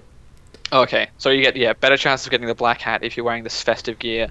So it's sort of promoting people to wear festive gear around, which makes it Yeah. like the whole of RuneScape more festive. I think it's a really nice idea. Having said that, a lot of people have just keepsake stuff, so you can't even really see their festive stuff. But no, I think it's good. I like it. And again, it's one of those updates that people will log in and do the world event and their daily challenge every day for their chance to get the Black Santa hat, which again, that's just a really good way of making sure people come on RuneScape every day. A very, very good thing. It's decent overall. Really expensive. But, hey, to each their own. If they want to pay that kind of money for it, go for it. Mm. I would never buy anything on day of release like that much. No, Dear not at God. all. It's just a guaranteed crash. It's just a guaranteed massive loss of money. But Very. yeah. Alright, so moving on. We got the second world event that came in this month. The Bird and the Beast. Which Armadil is dominating in. Like, even from day one. Like, literally the scoreboard was, like, right dead center. And within, like, 3 hours, Armadil was like, rape, rape, rape, rape, rape, rape, rape. It was insane. There's actually a few worlds where Bandos kind of takes over the entire world because they like gather a bunch of people that are on Bando sides and they just kill and destroy every spot in that world. It's normally like the more lower populated worlds, but it's kind of cool that they're maintaining an effort to do this. Really fun event, and we were promised that unlike the last world event where the god got away, they're not getting out of this one. Okay. Your guys' thoughts on how they're going about this world event this time around versus the last one and how it's going to be concluded. We'll start with Ben this time. Well, I think it's a massive improvement from the first one. They've given people the option to do like the AFK kind of stuff from the previous world event for people who like that. But they've also added this really dynamic, engaging aspect, which is the PvP, but it's safe PvP. And so it really allows a lot of people to get involved. And the way they introduce the combat scaling, so if you're level 50, you have a chance at finding a level 200, which I think is pretty good. You also get the bonus experience and rewards by having PvP enabled. So that's another good initiative to sort of get people more involved. And in terms of one of the gods dying, I'm not sure how I feel about that because obviously it introduces more opportunities for more lore. But having said that, I feel really, really bad for the followers of Bandos, even though there may not be many. Because if Armadil was to lose this and die, then I would be really kind of pissed off and I'd be complaining to Jagex and stuff. Because, it's sort of like a big part of my RuneScape identity. And I'm not entirely sure how the Bandos people are going to feel about this. I know I've seen quite a few people on the forums, getting really angry at Jagex, and I think that's within reason. I'm not sure what you guys think on the subject, though. Callum? Yeah, I guess it's a bit harsh on Bandos because I guess he was depicted as a nice god, but I don't know. To be honest, I don't really care that if he dies or not. I mean, he obviously will the way it's looking, but I don't know. I feel if you follow Bandos, I feel for you, but it is war. It's a war, and someone needs to lose. But what does this mean for the future events? Like, are they just going to kill off like all the gods eventually, and in like a year's time, there's just going to be one god left, and be like, haha. That's what I was thinking. Because if there is like eventually one true god, then that really is not very good. That sucks. And what happens to the followers? What happens to the followers of like Bandos and like God I don't Wars know. This is going to be interesting to see what they do. Like, what happens to the Bandos Gods room and stuff? Like, what's the point of following a dead god? Exactly. Although they can justify that saying that they've been fighting for thousands of years in the God Wars underground, so they still think that the war is raging above. But I mean, for the rest, like even Guthix's followers, you can talk about that. Since he's died, all of the druids and the stuff, they haven't really changed any of their dialogue or anything. They still are just like, Guthix, be the only one. That's true. I don't know, because it's a difficult kind of situation, and how they address it, I think, will be interesting. John, what do you think? I'm still trying to understand like how I feel about it myself. it's cool that a god is taking over another god, but something that I was thinking about earlier while I was making those brownies was, is this how they plan the RuneScape lore to be, and they're writing along with it? Or is a god dying taking them off track of what originally should have been set forth in the Galenor universe? Like, is our decision like screwing stuff up that was supposed to happen, or were they actually just going to be like, oh, okay, well, a god's going to be dying? That's deep. So, To be entirely honest, I think they may have been able to predict the outcome of this event. They've done polls in the past on which kind of god you follow, and nearly all the time Bandos has been very low and Armadil very high. So they may have intentionally picked these two gods together to make sure Bandos is gone. Maybe this is exactly what they intend the story to do, and they're sort of making it seem like we have a choice. I don't know. It's kind of weird to think about. Huh. But if you think about it realistically, Jagex could not have anticipated this to be a really fair fight, because throughout the whole of RuneScape, they've depicted Bandos to be a douche lord and Armadil to be this really righteous, awesome guy who cares about his followers. And just, if you see in the opening cutscene, Bandos literally throws goblins off the top of his tower, his loyal followers. Like, who would support a god that does that? Hey, I'm bored with you. I'm going to throw you off the top of my giant mega uber tower now. So, yeah, I don't know. It seems a bit one-sided the way they depict it, but of course you've got to have the good and the bad gods. You've got to have the douche god, but that's that's who Bandos is. That's what he does. Exactly. And what happens when he's gone? Like, who is the douche lord?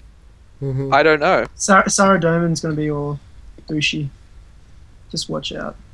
The way I think about it is, I like the way that Zamorak, he didn't die. Obviously, they couldn't kill him off because he's one of the biggest gods, but I like the fact that he's still like causing trouble now. For example, the winter event, he's doing like this little mischievous thing. Still, he's still part of the lore and stuff, but you know, obviously there's none of that with Bandos gone. I don't know. It's a difficult kind of situation, I think. Yeah, Strange. we're gonna have to see how they play a god dying into the scheme of things, because I don't know. At the moment, I just got to get used to knowing that a god's no longer going to be alive. It's very, very weird to think of a god just that's been there forever just not existing anymore. Like, how will this coincide with everything? Like, will Gradar be, like, angrier and more powerful because his leader's dead? You know, will Armadil like, be more powerful for killing a god? That's what I want to know as well. What that if is he's a good like? question. It's I know definitely going to change something. They have to. They can't just leave it. Like, once he dies, they can't just. Everything goes back to normal. Okay, so we have Ben back with us after a little bit of disconnect and some problems. Were there anything that you guys wanted to talk about with the world event before we move on? I'm fairly sure we discussed pretty much everything, unless there's anything else you guys feel like needs to be discussed. One thing that I did want to say is, do you think it's way too easy to get lamps in this one compared to the last one? Yeah, it is easier, but I don't really mind because I'm adding it to Divination. I think it still takes about between 30 and 40 minutes if you're focused-ish, not letting your account log out, to get like your 30k per day. And with that you can buy a huge lamp plus 5k extra. So I don't know. I think it's closer to what it should be compared to the last event, which was quite below my personal opinion. Whether it's or not it's too much, I don't know. I think it's up to you guys. It's very AFKable to get, so It really is. like I was doing some painting today, and I was just had my laptop to the side, and I was just clicking now and then, and yeah, free XPs. And maybe they really are trying to get everyone involved in this event, but they're giving really, really big, rewards so that it really is worth people's while for everyone to contribute. Yeah. Yeah. And I do enjoy the PvP aspect of it because it's awesome because you go right through Gilnor, not like the whole of Gilnor, but I like that it's actually the two different bases and like different sides of the map, and it's more interactive. Yeah, So I that's like good. it. Yeah, I really like that.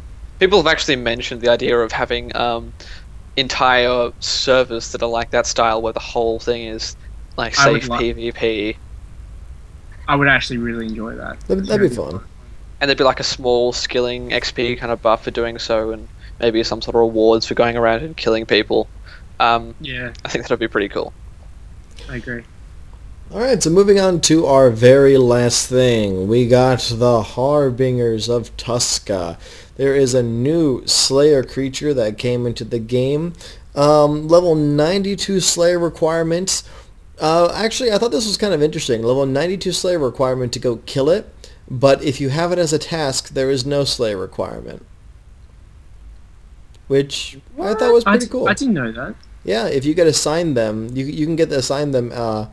Like if your Slayer Master can assign them, you don't need to have the Slayer level to go after them. That's kind of cool. Which is pretty cool. They dropped a new level 90 gloves, which are degradable, but they are pretty cool. The first few that were sold were about for 30-something mil. I went to class, came back, and I got a pair, I think about like 3 hours after, and they sold for 7 mil. So that was a little bit upsetting. So they dropped in price pretty fast. Their main problem being there's level 85 from the automatons. I almost said automatons. I don't know why. But there's that level 85 gloves that are non-degradable and last forever, or you have level 90 gloves that are degradable, but a little bit more powerful. So, yeah, they dropped in price significantly because of the degradable factor by them. And they also drop a bone that is between Dragon Bones and Frost Dragon Bones, so that's pretty good for prayer training. So, your guys' thoughts on the new Slayer creature. Have you fought it? What do you think about it? And this is the last update of the year, so yeah. Callum, you've done more than me, so what do you think? Okay, when I first saw the behind the scenes for the video, it was kind of, they said it was going to change combat styles and that you'd have to change your like stance of like melee to like mage or whatever, or range or whatever it was. And I was really excited by this. I thought, oh, I really got to use the ability to take full advantage of it. Turns out you just need Drygores and then just smash out some melee abilities and then you pretty much own it. So I was disappointed in that because I thought they were really trying to mix it up a little bit with this Slayer monster, but it was good. Got a few scales from it. I got the mask pieces that you got from it with extra Slayer XP. It was okay. They're pretty simple. I thought it was gonna be more challenging though. Yeah, I was a little sad about that too. Because I really wanted to be kind of difficult in a way, kind of like Lake Horse or, just some little gimmick to it to make it even more difficult. But when I found out, I can just smash them with Drygores, then, screw it. We seem to have lost Ben again, but I'm just going to continue on talking. Hopefully he comes back in the time I am talking.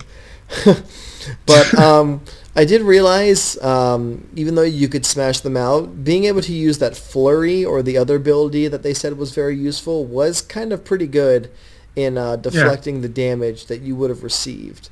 That special attack they do. Yeah, because they charge up, and you do get hit a good amount if you're not paying attention during that time. Very similar attack to the auto. What are they called? The automatons. Yeah, kind of similar to their special attack where they kind of smack the crap out of you. Yeah, I don't know anything about the automatons. So. Oh yeah, sorry. Right. Yeah, they hit the ground and they give you big damage. So. Yeah, so I don't know anything about them, but they are pretty interesting to fight. They do drop some fairly good loot. If you have a yak or you're capable of banking the bones, you make some good profit there, I have to say. They also drop a good variety of, I think, like rune legs, rune plates. They drop... they drop a heap of rune plates. Oh, yeah. Rune spears. Definitely a lot of alchable things, so if you got those alks on you, bring them with you if you got these as a task, because they're definitely going to be helping you out a lot. But yeah, overall, I think a pretty good Slayer monster. Not anything interesting. Like you said, very disappointed at the fact that they said, here you go, you're going to have to switch styles and be interesting, and you're just like, nope, Drygor's lol. Pretty much how it went. Ben, have you fought them at all? I have. I did maybe an hour and a half of them, and I think it's cool that they do change their styles. And if you're not paying attention, they can drop you pretty fast with their special moves. But having said that, they're not too difficult. I think Jagex said they are the strongest creature that is on RuneScape's surface. I think that's pretty cool, I guess. And also, I'm not sure if you guys have noticed, but they've got this like the passive kind of thing where the lower their health is, the higher their defense is. And Yeah, to me, that's right. it's really, I don't know, it's a cool way of doing it, and I think it's basically I found out it's kind of inefficient if you're not overloaded and praying turmoil, because it really does take a lot of effort to get those last few hits if you've got really low HP. I don't know, I think it's more dynamic than a lot of Slayer monsters that you do end up fighting, so yeah, it's a nice addition, I guess, but not exactly the most challenging. Yeah. Yeah, so that's the last update of the year that we had this year for 2013. Was there anything you guys wanted to pick out or specifically talk about that happened this year? Or just a topic? Or just anything at all that we might have missed or we skimmed over briefly that you'd rather talk about? One thing, there's one thing I'd like to mention. The Beam of Light. That update was awesome. Oh, yeah. The one where if anything over a mil or any rare item that gets dropped, this Beam of Light comes from the ground and you know that something's worth picking up. I think that's just awesome. Yeah, I'm really happy that they updated it last week so that you can adjust how much it is to something. Oh, really? Yeah. You can adjust it. Oh, that's good. Yeah, you can It set can be as little as 50k. Yeah. Oh, because I was going to put... Yeah, that's good. That's actually really useful because even if it's 50k, that's 50k. Bank that. So, I mean, everything's pretty valuable. So, yeah, I really like that update a lot, too, as well. That little beam of light definitely helps with drops, especially since they put it on rare drops, too, like effigies and other things like champion scrolls, things that normally you might not notice, or things that, are valuable in itself.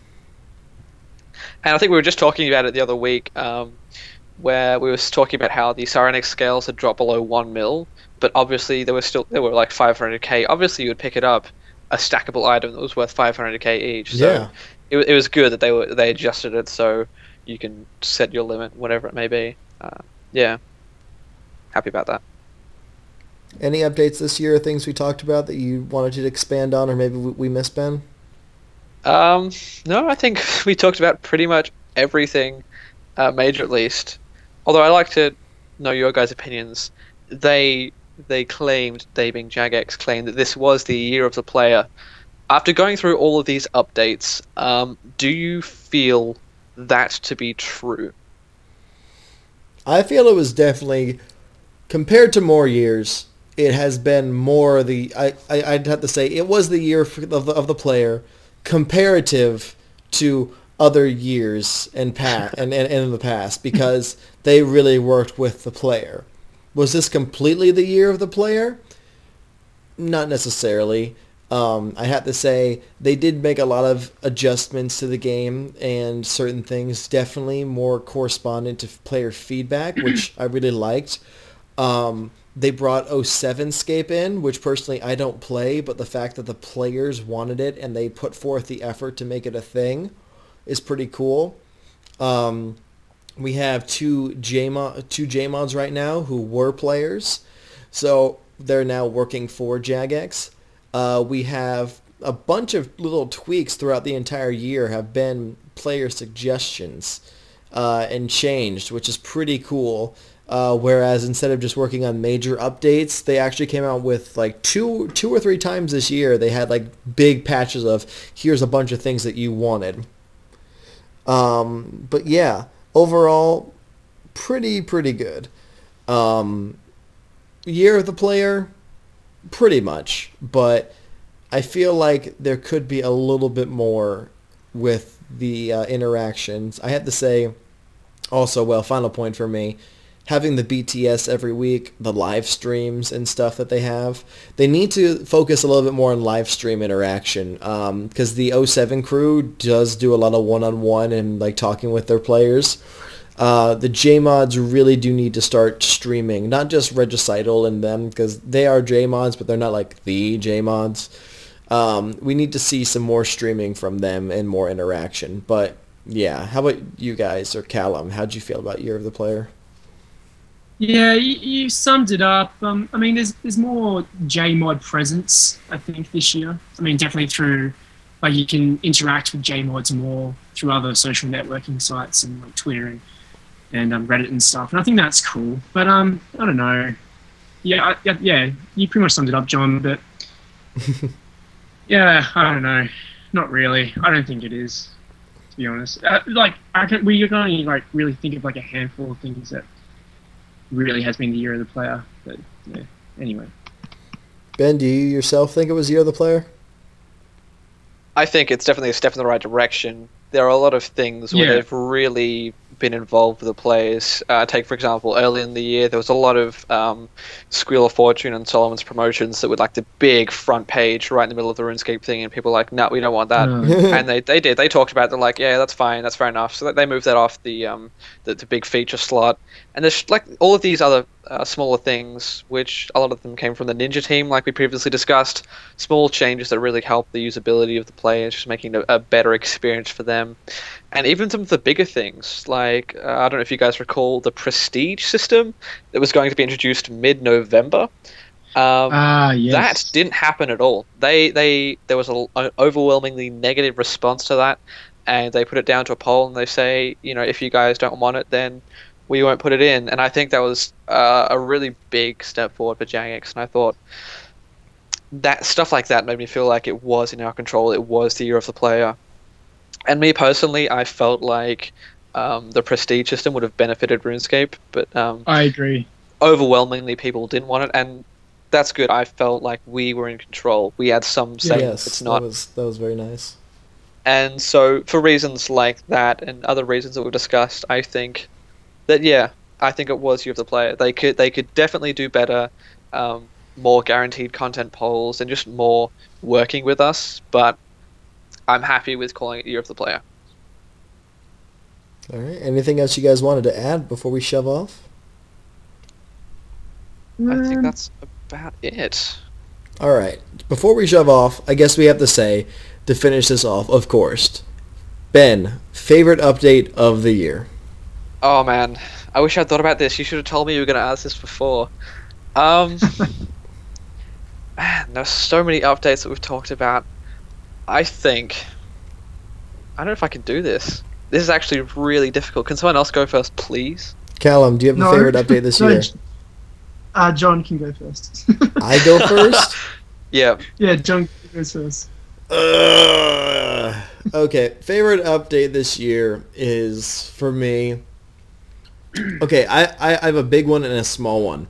My big one is the introduction of intense lore with the World Wakes. The World Wakes was probably my favorite update this year, quest-wise, and overall. It got me really into the lore.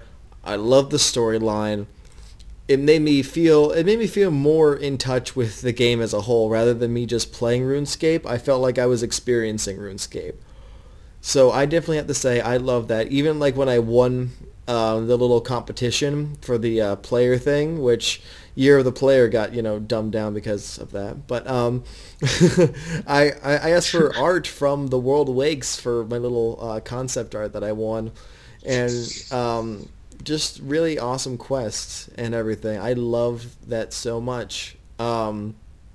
And my small update that I really love this year was made by the Ninja team, and that was the ability to use potion flasks on each other. It's so awesome to just put potion flasks together. Be like, oh, I have a 3 and a 3, let's make a 6. It didn't make sense before. Like, oh no, I can't pour this one into this one. Which, yeah, anyway. So those are pretty much my favorites. How about you guys? Ben, coming back to you. Are you ready? Oh man, not really, but I'm gonna give it a shot. I can narrow it down at least. I think I want to say the usability of RuneScape, which I guess is ridiculously broad. It encompasses, like you said, just the small tweaks that make the gameplay so much easier, more fun, more engaging, and just more enjoyable to use. So, like potion flasks, the golden drop, all of those little things I really, really appreciate. But in terms of my big one, if we're going to make it a small and big one, I would have to say, which actually, again, it's really broad, but RuneScape 3. I think, I don't know if you guys experienced this, but for me personally, when it first was released, I put on my headset and I was listening to the music with a new orchestra symphony, and it felt like I was playing RuneScape for the first time again. But Yes. it was so nostalgic, but at the same time, I don't know. It was like everything was new again. Everything has been refreshed, and I hadn't sort of experienced that in years, and I just thought that was ridiculously cool that they can sort of interact with me on that level. And I thought, yeah, so, and I guess that incorporates all of the new interfaces and. Again, the lore, man, all of the god lore has really got me this year. So, I talked about some of my favorite updates, but yeah, I can't narrow it down. There's just too much going on this year. All right. I guess that is one thing we did miss to talk about in our year in review, which I think we just missed in a game update, is the customizable interface that came this year. Oh, Yeah. yes. That is one thing we forgot to talk about. I just realized. Really good update. Have you guys really been making use of it, or has it been kind of more yes. preset stuff? Definitely. I've got combat interface and sort of like a more chilled skilling interface that I've made myself that fits my bigger screen resolution. It just works really well. It just helps so much. I'm not sure if you guys have done much customization. Oh, I have. I personally, I stole I Trolled You's layout of his thing, basically like where he has all of his ability bars and then prayer right in the center. So I basically have access to all my abilities whenever I need them, regardless of what I'm on.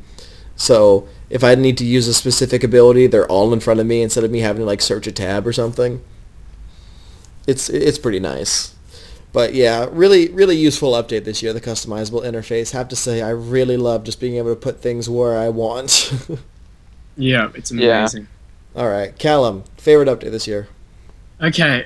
I'm gonna say it might be a weird one, but Divination. I know it's a new skill and it's not all that entertaining. It's very simple, but I have really enjoyed it. I mean, I'm only 80 Divination, but I have to say it's a really relaxing, slow skill, but I think fits really well into RuneScape as a game. And I'm gonna say that's probably one of my highlights. I was pretty excited for it. And the small one, we didn't actually bring it up, but the well of goodwill. I thought that was awesome. Yeah. And I think John used some amazing work, but like I thought that was a really simple and awesome update. It was really nice. I really enjoyed the player communities coming together to give their own wealth for those who need it. It's just crazy the amount of money that we raised. I had that charity stream and we raised $1,000 in bonds. Yeah. It really showed me a different side of the community that I thought was gone. Like, I really thought this generous, well-hearted, working together community was just gone from RuneScape, or for the most part was a very select few handful of people like you guys and stuff. Like I like go out and search for them, but I put on this live stream and so many people were willing to go and donate towards the cause, and I was literally blown away. I literally, for the first time in like ages, like I love playing RuneScape and I love the game, but for the first time in so long, I was happy and excited to be playing the game. Like I was all about the game. Like for the whole next week, I could not wait to get back online. Like it wasn't like that. It wasn't like the usual feeling of addiction. Like I need to be back online. It was like I cannot wait to be online and play this game with these people in this community again. Oh man, it was so. I still feel that way. Not of course not as strong as right after my event, but I mean I still feel like holy crap. There's these people out there, and I had a great time. And like the well, really good update. Good call on that, Cal. By the way. Oh, no worries. So that's it. That's it for me, I think. Same here. Any other notes you guys want to add about the year or anything at all that we might have missed? I think we have talked for way too long already. Yeah. I'll be surprised if anyone's actually still listening. But 10 points if you are. Don't worry, I'm gonna be cutting this up from January to June and July to December. So I'm gonna be cutting it up 50-50 for the months. Right. So it's gonna turn out nicer, so people can listen to part 1 and part 2. That's good. That's good. So yeah, thanks again, guys, for everyone who's been listening. We got Ben, 90Y here, and Callum from Realscapers. I'm going to put their links probably up on the screen right now whenever I edit this video, and definitely down in the description. Be sure to check them out. And yeah, thanks again. If you guys literally listened all the way through this entire podcast, thank you. That is really awesome for you to be standing through here for it's probably been 2 hours or more. But yeah, thank you so much, guys. And we'll talk to you soon again, and I'll have some more content coming out, and so will these guys. So we'll see you later. Bye.